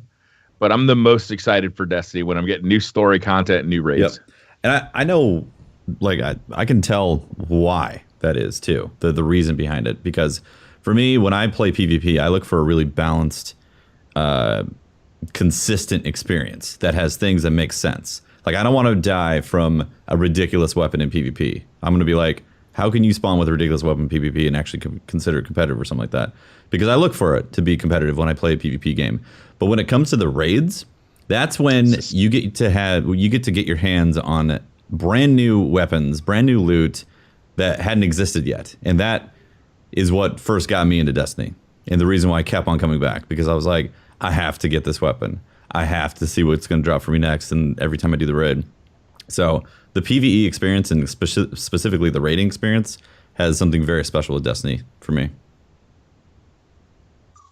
Because plus spending hours with your friend, I mean, I consider my raid crew, Raider, Slusberry, Helvetica, Vanilla Gorilla, Ninja Rockstar. Like, I'm like best friends with all of them now. You know what I mean? Yeah. I'm closer to them than I was when I had friends in my 20s from college and stuff, because when you spend 6 hours raiding, trying to figure things out, you just, And there's a component of the struggle to complete a raid, and then the feeling of persevering, and that sort of combat like interaction with people, it brings you closer, right? It's you struggle together, you persevere, and those are the memories that stick. And I'm the same way. I have a group of guys that they're super close, and I look forward to raiding with them every week. Ray Whitelaw says, how do you think they're going to change up King's Fall this week, if at all? Do you think they'll leave King's Fall and Wrath alone? Yeah. Actually, I could see like a lot of the I could see them speeding up some of the fights. That would be greatly appreciated. Yeah, because like the building the door to get into the War Priest encounters, like okay, we've been standing here for like 15 minutes. Come on now. War Priest, I think the War Priest encounter is fine. That's properly paced. Golgoroth is fine. I feel like Oryx could be slightly sped up in some form. Like a lot of the fights are involve just a lot of waiting. So if we can kind of remove those, but still give us that space to kind of breathe. But that one before the War Priest, while you're kind of moving those orbs up and down, that one kicks in my ADD in such a fierce way. Like, I'm looking at chat and I just totally forget what I'm doing. Right. Well, I think everyone will get the checkpoint, of course. But my question is, since there's 3 challenges, does that mean 3 chances at loot this Tuesday, or is it only going to be 2 challenges active? No, every single challenge. All the challenge, is all 3? active. When it's the weekly raid, whatever raid is in the weekly raid, every single challenge that can be active is active. So 3 challenges, so lots of Age of Triumph ornaments. Yeah, to get exactly. Down. It's going to be raining. Yeah, it's going to be raining. Yeah. Also, I'm assuming. Are we doing that one again live? We should. We should. We should get together. I don't know if I'll be able to, because I'm going to be I'm gonna have to eventually say, hey guys, I'm not doing anything. I got to pack. Got to move. Right. Yeah. I got to move. Well, so if you can let's plan on it, Watts, and we'll get other people like mods and stuff if we need to. Yeah, that'd be awesome. We'll figure it out if I'll be able to stay. By the way, I don't think any changes happened because they had the vault changes active before Vault went active for weekly. Okay. So if it had changed in King's Fall, somebody would have noticed. Unless nobody did does King's Fall. The Wrath of the Machine Sparrow is actually dropping for people because I went into private match with someone that shader is as well. Did it too? Yeah. We did King's Fall and Wrath. We didn't see really anything different just in terms of ads or mechanics. So they're not going to do a hot patch to change it. I don't think. I'd like to see. Never mind. That's an inappropriate joke. Let's go ahead. Anyway, James Pratt says, if you were to score the music for VOG or other raids using your own favorite tunes, what song would you pick for each encounter and why? That's a long question. That's a very. I had time to prepare for this one, obviously, because I selected it. And for VOG, The Boys Are Back in Town came on today while we were raiding, and that one felt pretty good. Anytime I'm listening to Led Zeppelin radio, it's like 99% of the time it works. That fits Destiny, right? Yeah. That fits. Yeah. Yeah. I would imagine Metallica would too, Mesa. I'm going to say Hawaiian Roller Coaster Ride. How did I know you were going to say that? God. Hawaiian Roller Coaster. Actually, also, wait, hold on. Attack on Titan, the first opening song, fits with anything epic. It's true. It's true. Literally, there's actual videos. Yeah, there's actual videos that say Attack on Titan fits with anything, and they're playing it to like the Gilmore Girls, all that stuff. Guile's theme. Is another one. Yes. Yeah. Yes. I'm gonna say What's New Pussycat. The entire raid. Every raid. I love playing extraordinarily happy songs when I'm doing PvP. Same. Because it helps with my mindset so I don't get frustrated, but it's fun to see the dichotomy of like ultra violence on the screen with like shiny happy people. For me, it's gonna be either Slayer or Metallica. Either Slayer's Rain in Blood, any song off Slayer's Rain in Blood, or Metallica's and Justice for All, like a song like Blackened or something like that. Yeah, and I mean the only raid that I've really felt like I needed music to was there's just some pretty violent parts of the boss fights where I just hear the build up to it on Rage Against the Machine. You know, it's like what is it? There's just so many Rages of the Machine songs that I love. I was going to say, you just described every single. It's like Bulls on Parade's one of them, but it's like it just feels like that's how I feel when I'm getting into that fight. I don't know. And then you throw your super at it, and it's like. Yeah, that's good. Hamilton Prime says, should primarily solo players just not play this game anymore? Update, not making life easy. Some in-game tools would help. Okay. I'm going to say something that's like very probably difficult for a lot of people to down, and people will probably hate me for this. People have known my delicious Taco Bell drink. Yeah, there you go. Oh, it is a Taco Bell drink. Wow. Logo. Did you save that? Yeah, Taco Bell. Okay. People have known that the raids were coming out, being updated. People have known that the raids are also, group activities. People have also known that there's not any in-game stuff. Yes, this game, and specifically those activities, are built around group activities, not solo players. That is not taken into account at all. It sucks. Yes, there should be stuff in the game, but that doesn't make the quality of the update any less. This is a fantastic update for those that have enjoyed raiding.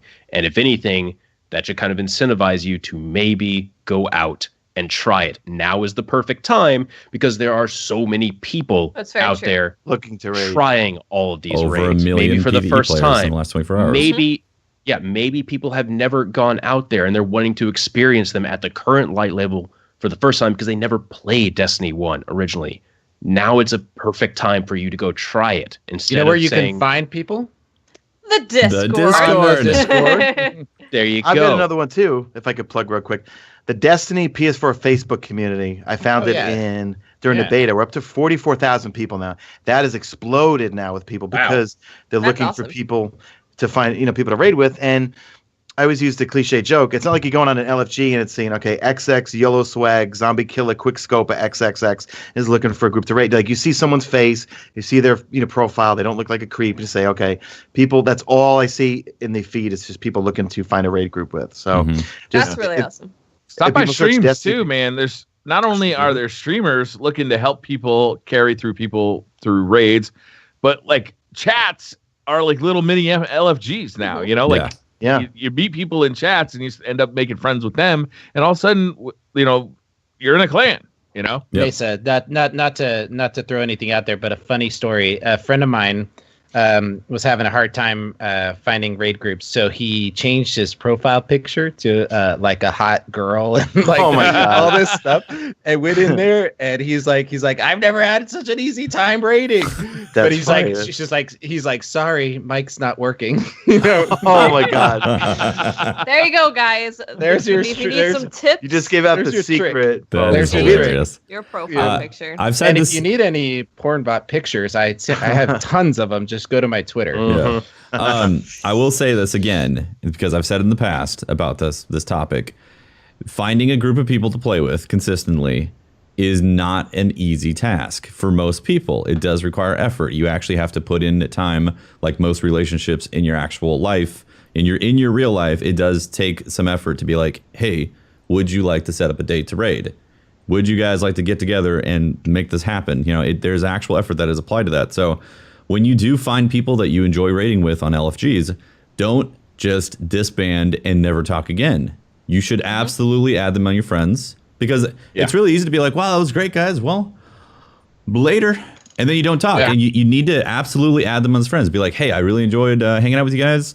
Let's I'm going to add you up. And then when next time we're raiding, like send out some messages and make the effort because it is difficult. If you're antisocial, you have to work through that. You have to push past it and make the effort. Put the feelers out there to be like, hey guys, want to raid? And if you do need more people, join the DCP Discord. There's I think 1,500 people in there right now.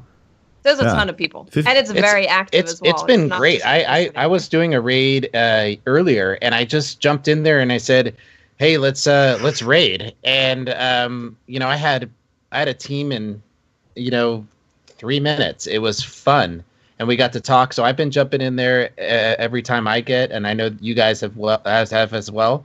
But get in there, meet some people, and I think the key to it is what Tefty's saying. Like, I used to do this all the time in Call of Duty. Jump in and do raids, and maybe that raid itself wasn't successful, like in like the chemistry or whatever. But you met 1 or 2 people in there that you talked to, and then before you get off, say, "Hey, maybe we can be half of a 6-man team," and then now you've got 3 people. And then you go back in there and maybe you pick up 1 more. And before you know it, you have your core group. And that's how those things are built. Yeah. So, yeah. Yep. Or in year 1, I was not a team player. I played solo. I didn't do the raids. I just did PvP. And it was great. I had a great time. And it's even better to do that now because you can play Iron Banner. You can do like all the solo stuff and you can get to like level 400. So that's coming next week. Yeah, hold up. Iron Banner. I also wanted to say too is fantastic for solo players. Yeah, exactly. You could go in there. They've added the Nightfall modifiers. It's really fun for solo players. There's a problem with that, though. There's a problem with it. I wanted a option to turn on matchmaking for that. Oh, see, I don't. Well, it's okay if you have the option to turn on. Yeah, but I don't want it default like the strike playlist. I cannot stand playing certain strikes with randoms. Like I will turn off the strike immediately. That's why I will solar. And then you inspect them, and they've got arc weapons. You're like, did you not read the modifier, sir? Or if there's like mini raid mechanics involved in getting this thing done, where teamwork is necessary. No. Yeah. That's why, like, anybody who ever brings up there should be in-game matchmaking for raids, I'm like, as long as it's not mandatory. Yeah.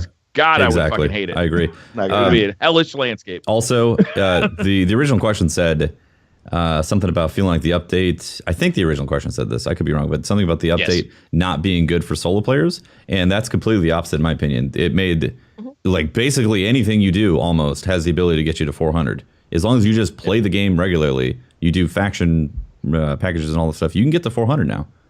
Easily. Yeah. Package give you 400. Yeah. So, and there's more things to do. Adrenaline 9 says, with the rarity of the legendary drops in the raids, how long do you expect this content to last? About 2 more weeks. Until I get every set of armor piece for all 3 characters, and for Vault of Glass and Kurtizan. I don't know if I'm... A couple months, man. I have to see the 2 months, the King's Fall revamp stuff. The Wrath of the Machine gear looks amazing with the Age of Triumph ornaments on. It does, but a lot of people already have it. Yeah, I know. And you're going to do the raid your first time and get all the adept weapons. Yeah, you already have the legendaries.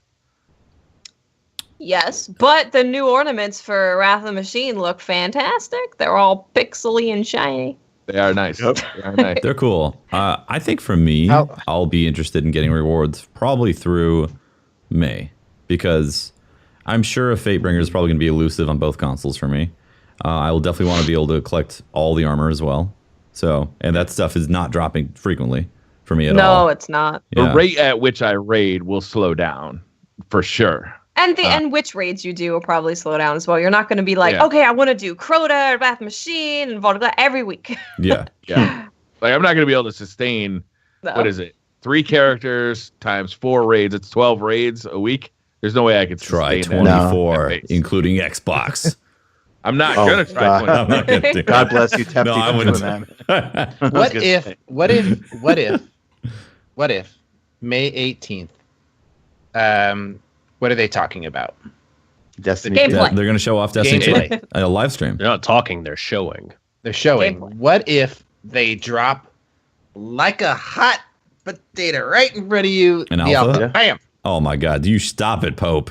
You shut that What dirty if they Taco do Bell that? mouth up. What if they just go like this? Deech just walks in and goes, They can't do it, Bam. Pope. They can't do it because it's going to ruin us. Like, we're just going to be salivating for Destiny 2 for the rest of That wouldn't ruin me. I'm saying. It wouldn't ruin do me. an alpha. They gonna do We'll ruin go through me, man. withdrawals afterwards. They do I mean, a I want that PlayStation. new fresh stuff. Fuck this old stuff. Do you remember House of Wolves? Remember when House of Wolves came out, and then how like a month later Taken King came out, and or the not Taken announcement? King came out, but the announcement in E3 was there.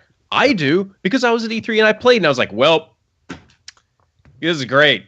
I played Taken. Now sucks imagine really it's Destiny bad. 2 instead of the Taken King. It's such They've learned their lesson. They've learned their lesson, and they just gave us a little nibble, and we can play alpha. We can play the alpha.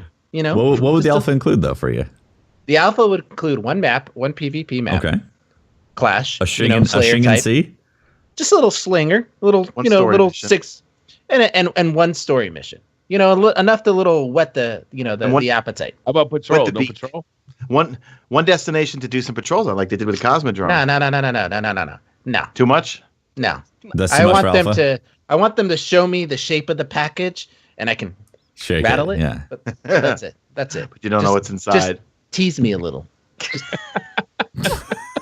Show the midriff, No. but that's it. Yeah, a little ankle, just a little. bit of an ankle. Just a little. Maybe the belly button. And That's it. and you can only make the best class ever that was ever, like, they only have No, exclusively stock warlocks. classes. Stock classes. Yeah, no, Okay, only a warlocks. warlock. Yeah. Only the master race of warlocks. Okay, you're ruining my buzz, Tefty. Can you stop it? You're ruining his fantasy. You're not right now. you're not I excited had about the this warlock thing master where race in Destiny 2? I was having a fantasy, and you just And he barged just came in and were like, shook it. What's going on, guys? Oh my god, Pat. Did I interrupt you? Shook the fantasy. Next question. Dingo took my name. Says, is anyone looking forward to King's Fall next week? I am. Yes. Yeah, Smite Miranda with Solar Burn. I'll take it. I mean, I yeah. just the fights I like. I don't even care about the weapons. You know, Watts put that perfectly. I mean, What'd you yeah. say? What'd you say, Watts? I mean, yeah. I mean, yeah. Yeah. I'll play it. It's no balls of glass, though. You know No, what I mean? no fault of the obviously. Next week, though, I'll have another chance of getting the Vex Mythic class. So I'm excited Yes, to play and I King's would Fall. like that. I would like that. That would be great.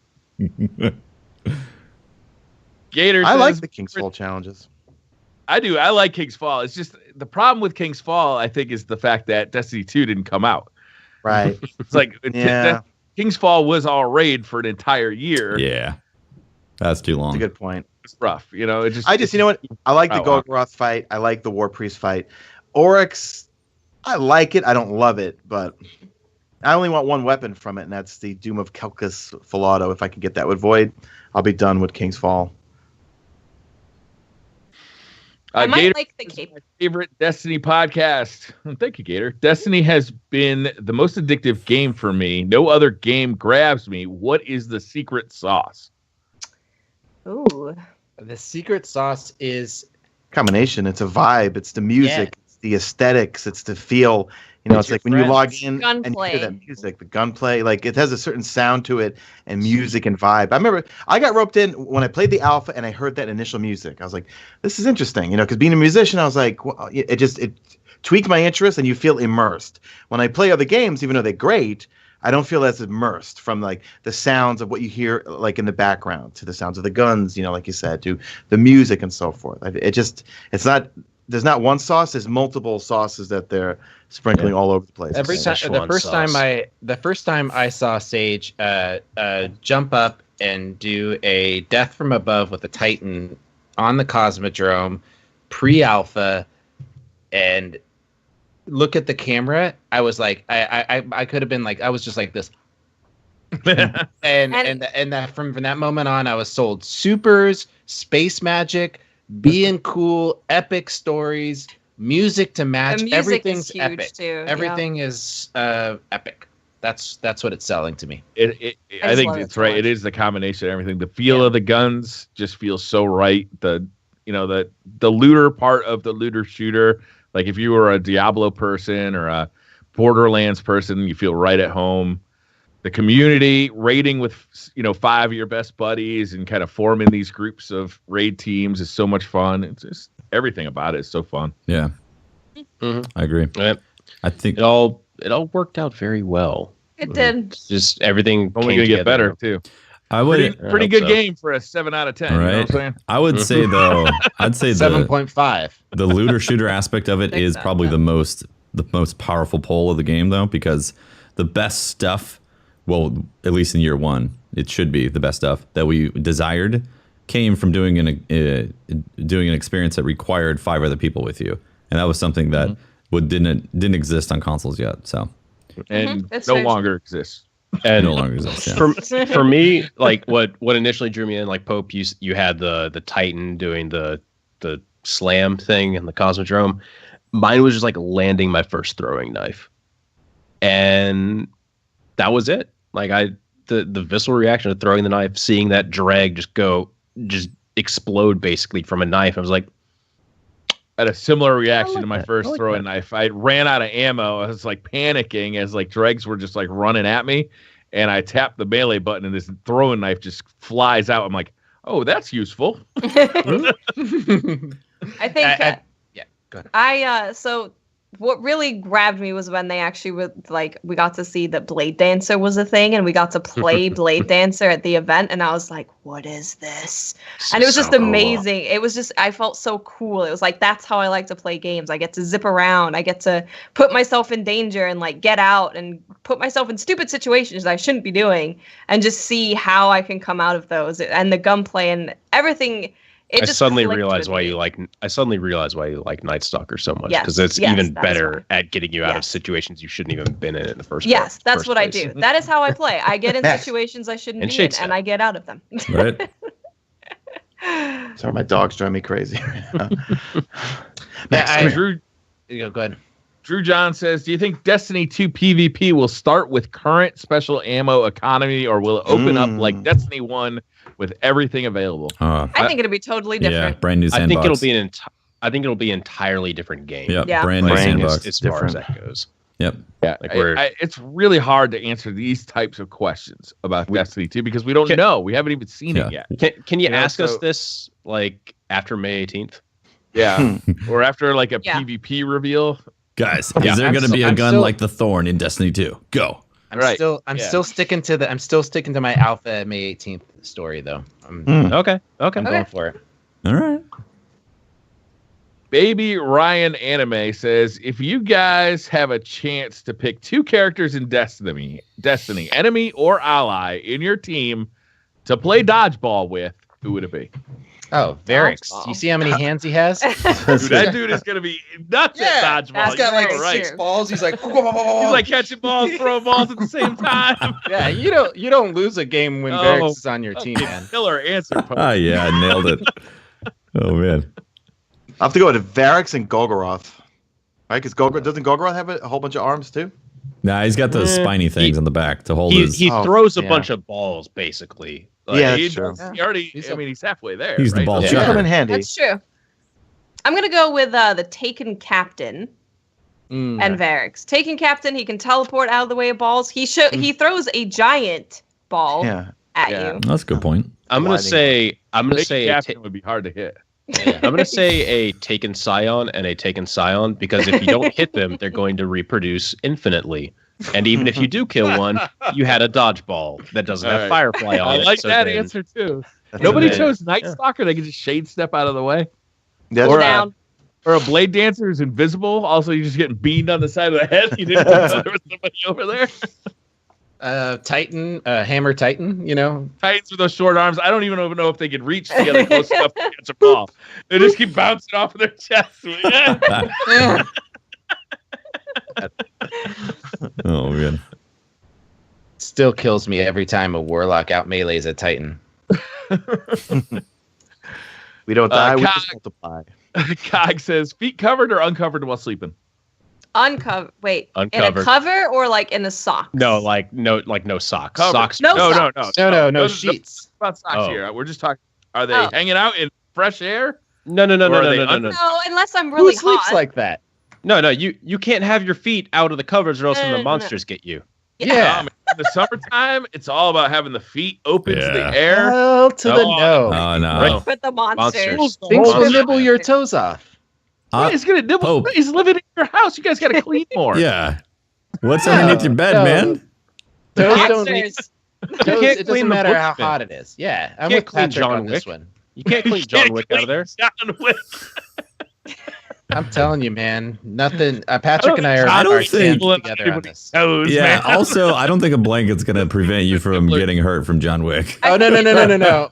My mom told me a long time ago that I am completely safe under that blanket, so it's got to be true. Stay under the blanket.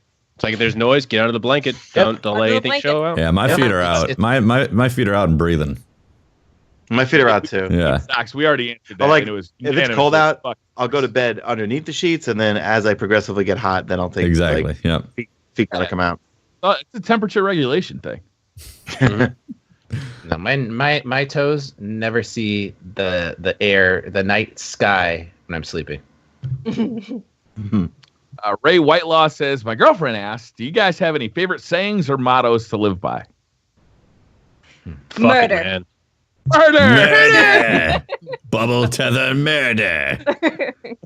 Bubble to the murder. Yeah, I'm outta here like that's Gladys, my yeah. new lifelong motto.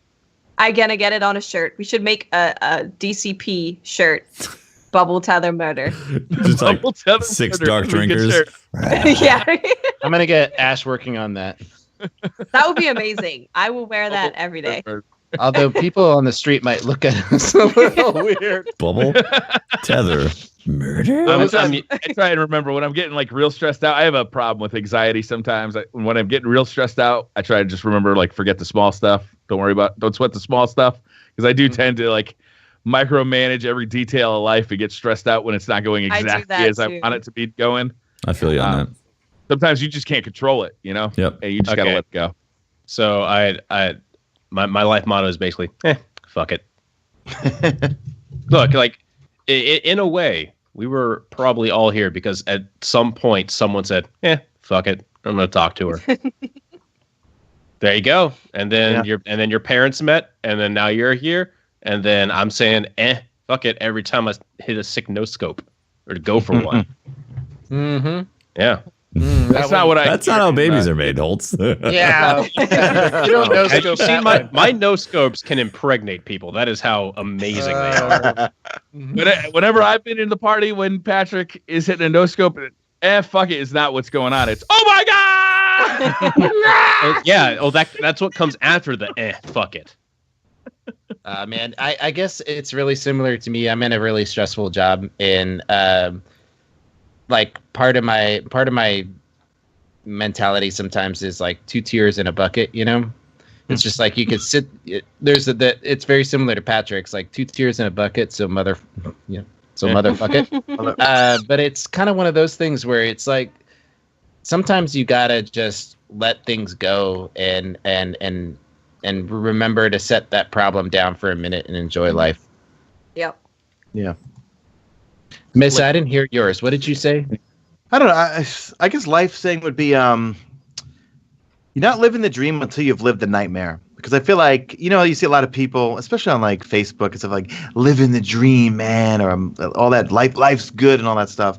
My motto is, because I've been through a lot of rough stuff in my life, is that you're not living the dream until you've lived the nightmare. Because if you think you're living the dream and life's so good, that nightmare will eventually find you, and you're whatever. I'll just leave it at that. So that's fucking terrifying, man. You scared the shit out of me, Mesa.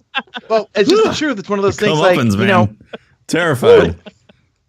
People look, I have no tolerance for egos. If someone has a huge ego, you will be brought down eventually at one point. So if you keep yourself humble and like, just keep yourself grounded. That's kind of my whole shtick on life. Everyone eventually has to go wait in line at the DMV. True. For me, or Taco Bell for that. There you go. Or Taco Bell. For me, I've always everyone goes through the same Taco Bell driveway. Exactly. And everybody has that same Taco Bell come running out there. Everyone, just about everyone sat on that Taco Bell toilet at some point in their life, man. There's one point in time where my toilet didn't work in my apartment. Be officially retired. It's just not funny anymore. I don't know. It's going to be pretty funny when we raise. Hey, Pope, if we raise like 2,500, would you eat like a Taco Bell quesadilla? That's a yes. Question. Gordita. What was that? Don't they have like those meals, those big box meals? Oh, they do have the big boxes. Oh, yeah, they do. The cinnamon. How could you not like the cinnamon twist? 5,000 and I'll down a big box. Oh, he put it out there. Doritos Locos Tacos. Big box. No. Okay, I will step in as the health inspector. Say he cannot down a big box of Doritos Locos Tacos. That is enough salt content to like kill a man. So we're just gonna. Ray says, "Why is sake so good?" Man, sake's Is delicious. it potent? Yeah, I don't know. I love me some sake. Because it's potent and pungent. There's a lot of Okay, different sake. Like, do you like cold Yeah, sake or there's do you a like lot. hot sake? You know, like a lot of There's different original varieties out sake. there. Yeah. There's filtered. There's unfiltered. Mhm. There's Wine. Wine is good. Rice is good. You should Oh, say sake grapes. is- Grapes are good. Is Rice is really good. Sake is not. I thought it was rice wine. No, Nah, it's different. It's a liquor. Yeah, it's a Well, liquor. whatever. Close enough. Distilled. Close Fermented rice. Yep. enough. Still, Close The core. it's not close enough. It's totally different style, Patrick. It's Liquor's like good. it's Rice like is whiskey good. Rice liquor's versus. good. There you go. You know what, Patrick? You went to a fine dining restaurant tonight, and you're comparing it to Taco Bell, and you just wasted your money, right? I'm telling you, sake is all about the bouquet. I actually had some. It was really good. There's floral tones. It's just awesome. It's really delicious. Good. Yeah, I know. I had some roast stuck in my. Most interesting Korean says, pick a franchise to watch for the rest of your life. Star Wars, Marvel, Lord of the Rings, or Fast and Furious. Oh, Star no Wars. ways. Oh, God, that's a Mesa's hard one. Right. Mesa's correct. I'm gonna go with Star Wars. Objectively the correct answer here. I'm going Star Wars. Star Wars. Ask me like 2 years ago, and I would have said Marvel because Disney owns Marvel, and they're just pooping out movies now. At this point, there's always gonna be stuff to watch. But now that Disney owns Star Wars, God, they're pooping out Star Wars movies too. Yeah, that's a tough one. I'm gonna go Star Wars. Yeah, I hate to be the bandwagon here, but I'm a Star Wars fan too. Patrick, we all know you want to say Fast I and like Furious. being the hipster, but I can't right now. I'm gonna say Rick and Morty. 1,000 years of Rick and Morty. I could do that. That would be that's great. Szechuan sauce. Rick and Morty. People watch Unicronics. Fast and the Furious movies? People love I don't. No. Do they really? They actually do. Yeah, I mean, I they can't made like stand what, them. 20 of them or something? There's There's the eighth one coming out, or is the eighth one already Yeah, out? And the Pretty ninth sure it's one's already been coming out, right? Is I know that the that- one where they say family all the time? that is the one that is going to come That out is- very that is very the soon now. Oh, God. Unicronic says, in day-to-day life, where would you not want to see Destiny Year One RNG? So imagine Destiny Year One RNG applied to your real life. Where would you not want to see this? Now, I saw this before, so I had time to prepare my answer. I'm going to go with toilet paper rolls in bathrooms. I want to know that toilet paper roll is there. I do not want to depend on RNG. I definitely don't want to get a bad roll on my toilet paper roll. And I don't want to be wondering if it's going to drop. I might go with shower temperature / consistency of That shower would be awful. / what's coming out of the shower. That would be terrible. No, I don't want to do that. I'm gonna go with purchasing a car. I don't want RNG factored into whether or not this car is going to be absolute trash in like a But year. You could get lucky. You get yourself like The a best car. yeah. But You show up, you pay $5,000, and you get a Lamborghini. It's just Yeah. it's RNG. hold up, no, Or a we're talking about in 90%. actual life though, guys, right? Yeah. Yeah. It implies to your RNG. No, You're rolling that purple engram, and you get an exotic. Mm-hmm. Tefty's really thinking about this. I would now. not I'm trying want to this, apply this. Briar, I would not want it in surgery. I would not want to go into surgery. There you go. Point. That's a good one. RNG being a factor. that would be kind of bad. Imagine all the variables. You go in for like a appendicitis, and they replace your they take out give you a heart transplant or something. See, you guys are like swapping out details. I'm thinking about like the quality of the operation. Like, did you get a good surgeon or bad surgeon? Sure, I'm sure. talking That's about part did of it did too. I get a good version of the car Well, that you was sometimes- manufactured, or did they screw it up? Or did my surgeon just not show the fuck up? Yeah, exactly. Tefty, you're talking about the quality of the surgery. What do they call the doctor who graduated last in his class? Doctor. Doctor. Exactly. Yeah. Well, and then I think the problem is that sometimes you pop a blue engram and you get a blue engram, Mhm. and sometimes and that or a purple engram you get a purple, but there's still the roll of that purple gun, right?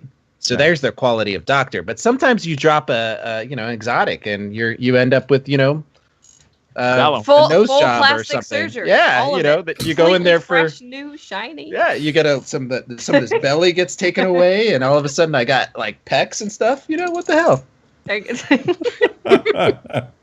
Or you suddenly have a boob job, Pope. Congrats. Sex I'd job. like a C cup right about now. Ben Rear 526 says, "What is your favorite snake and drink for streaming?" Did you say snake? Snake? That's correct. That's exactly how I was I right. like cobras personally, Cobras. That seems very dangerous. pretty, but Like, they're you can't really keep your eye on that cobra while you're streaming. I can keep that. The cobra will protect me. It's fine. Oh. Yes, it's a guard cobra. Guard cobra. A guard cobra. Guard cobras. Wow. We're in reality here or not? Okay. I would personally. Drink watch it. Oh, what was the question? The drink? Drink. Drink. Oh, Snake and drink to stream with. I'm like, what? I think I'll just go with water because a lot of the time, if I have something else, I end up feeling a little bleh. Okay. Pope Bear, snake and drink. Snake. you threw me off with the dichotomy of this. I guess this I've always had a thing for king snakes because they hunt other snakes. So they hunt rattlesnakes. So They keep the rattlers out. Like yeah, they're awesome, and they won't kill you if they bite you. And so a drink, absinthe. I don't know, just make those streams really fucking weird. I'm tuning into that stream. Just get the snake going around you drinking absinthe. What the hell? Mesa Sean, what's snake and drink? Snake, I'm gonna say cobra. And for drink, just water, really. Why a keep cobra? it clean, it's boring. Well, because I have the Trials Warlock bond with the Cobra on it, and when I was a little kid, I used to be a big G.I. Joe fan, and I always loved the Cobra symbol. I used to have a T-shirt like with it on it, so Cobras look cool. They're scary. Yeah, but they look positive cool. association, but man, I've seen these like 20-foot cobras walking around in YouTube videos, and I am not. If they're walking, built to that's have one of- truly scary because it's a snake. not they happy have with having feet. one of those hanging out in my office. I'm gonna get weird here. I'm gonna say a serpapard as the type of snake. Does anyone know what that is? Nope. I've I never know. heard that before, sir. I know because there's a new Magic the Gathering card that got spoiled this week. That is a serpapard, and it's actually a creature from Egyptian lore that is a cat snake. It is like that's part badass. cat, Oh, it's both. part cat, Both? part snake. Yeah, Oh, that's the best. I want I know. that one. Cat snake? not like a ferret, but more What drink? cat than snake. Guys, Yeah. I'm pretty sure this tweet was We haven't heard auto. back. Oh, yeah. No, Tafty. Shush. You're right. I'm gonna go with some like just whiskey, like I don't know, Akashi whiskey. I don't know. It's good stuff. I mean, Tafty? I stream every day, and I basically have an iced coffee with me every time I Yeah. stream. So that is definitely going to be my drink, 100%. Yeah. And I'm Snake? pretty sure it meant snack, right? A what? Snack? Taco Bell? A mint snack. Oh my A god, it was snack? totally snack. It was totally snack. A snack? Snake, man. Snack? It says And snake. it's It a. says snake. Tafty Tafty. answer. All right, the Are you a fine. big I'll go with like a marshmallow? garden snake, so it's not going to scare the crap out of me when I see it. So the whole time I it love was that. snack, huh? And we I'm thought, pretty oh, sure it was snack and drink. It was No, it written says- as snake. They may have meant snack. meant Who am I snack, to but- interpret the meaning That's right. of Fenrir's question? Yes, That's exactly. Who am I right, to do Briar. that? Maybe You are a really likes representative of the people. And what's really more interesting, which snake you'd prefer or which snack you'd prefer? But the snake. This is what we call a Mesa fail. This is what it's like to Mesa fail. Briar just I would trolling go- people in Twitter. I would go with a nice coffee. Tefty got that one objectively correct. But you guys all missed the python. It wraps around you, keeps you warm, keeps you cozy. Also You chokes you to Pythons death? are cold-blooded. They do not keep you warm. Details, fuck that. All right, the Melbu says, "Why is Pope the only one knows good food is?" Whoa, I take offense to that. I am. No, all of a sudden these guys are going to start jumping around about how they like good Come food. on. You know, but I am like, I No. think the Taco Bell thing is hilarious, but I am absolutely a fan of quality Latin food, quality, Japanese, all that stuff. you're right, Tefty. You and I Dude, tend to agree the most. we would- we're right there. Yeah, if we're I right there. if I come over to San Francisco, I will eat at every single place you take me and I will love it. I'm gonna. As long I'm as you're buying. Well, what if it's not gluten-free, Tefty? Well, it's San Francisco, so it's not looking out for your gluten-free. Oh no, San Francisco. Taco Bell is completely gluten-free. Taco Bell only has one item, I believe, it's gluten-free. What's that? The napkin? Yeah, it's some sort of like salad crap, which I would never buy. No. There's also the slushies. Those are gluten-free. That's not food. You mean the meat that comes out of the meat tube isn't gluten-free? It's a meat hose. Meat hose. I'm sorry. The meat hose doesn't have gluten-free. Okay. For meat snake.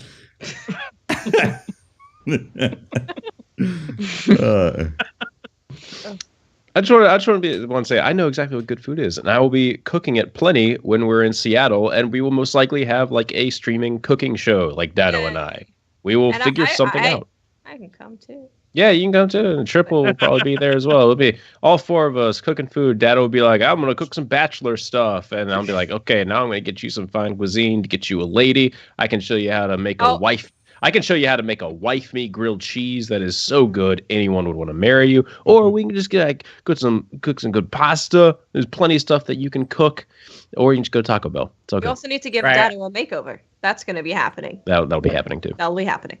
I love how when you ask about good food, Patrick talks about mac and cheese. I said grilled cheese sandwich. Grilled cheese. So sorry. So sorry. That's it for Twitter questions. It's been a 2.5 hour long podcast. I think we answered every question that was available to us and relevant to the topic of destiny and life tonight. Yeah. Also snakes. Awesome. Apparently, snake and drink. We know snake preference. Snakes on a plane. Snakes. Nobody said solid snake either. Oh, yeah. Metal That's Gear. an opportunity. Yeah. All right. Thank you, everyone, for tuning into the 27th episode of the Destiny Community Podcast. My name is Holtzmann or Patrick Casey, whichever you want to call me. I go by both. I have fully sobered up now at the end of the podcast, thanks to all this thrilling discussion about snakes. If you want to talk, if you want to talk to me more on Twitter, you can find me at Holtzmann_YT, and I post lots of pictures of good food, not Taco Bell. I'm Briar Rabbit. You can find me on YouTube. Just look up Briar Rabbit. You can find me on Twitch. Just look up Briar Rabbit. Or you can find me on Twitter, Living Moss. Look up Briar Rabbit. You can talk to me at my name is Teft. You can talk to me at Teft on Twitter. You can catch the streams I do, twitch.tv/Teft. Typically around 6 p.m. Pacific time. And I have a YouTube channel too. Teft. I'm Miss 5000 Watts. You can find me on Twitter, Twitch, and YouTube at Miss 5000 Watts. Mesa. I am Mesa Sean, or Mesa Fail, Table Sean, whatever Sean. You can find me on Mesa Sean on YouTube, Mesa Sean on Twitter, Mesa_Sean on Instagram, and Mesa Sean on Twitch, but I'm almost never streaming on Twitch. It's always streaming on YouTube. Thanks a lot for having me on, guys. It's a lot of fun. Yeah, absolutely. Awesome. And this has been Pope Bear. You can find me on Twitter at Pope Bear, and obviously hunting these guys while they're streaming. I also want to remind everybody that next week we're going to have Morla on. She is the voice of Eris Morn. I'm really excited to have her on and talk about how she came to create the character of Eris Morn, and really excited to have her on. And I'm glad she. That's going to be amazing. Yeah, we're definitely going to have to ask for Twitter questions where people ask her to say funny things in the Eris Morn voice. And we cannot have questions about like weird. And I'm gonna give already a squash on that, Briar, because she's not a dancing monkey, so we can. What do you think is her favorite snake and drink? That we can ask her. Yeah. All right.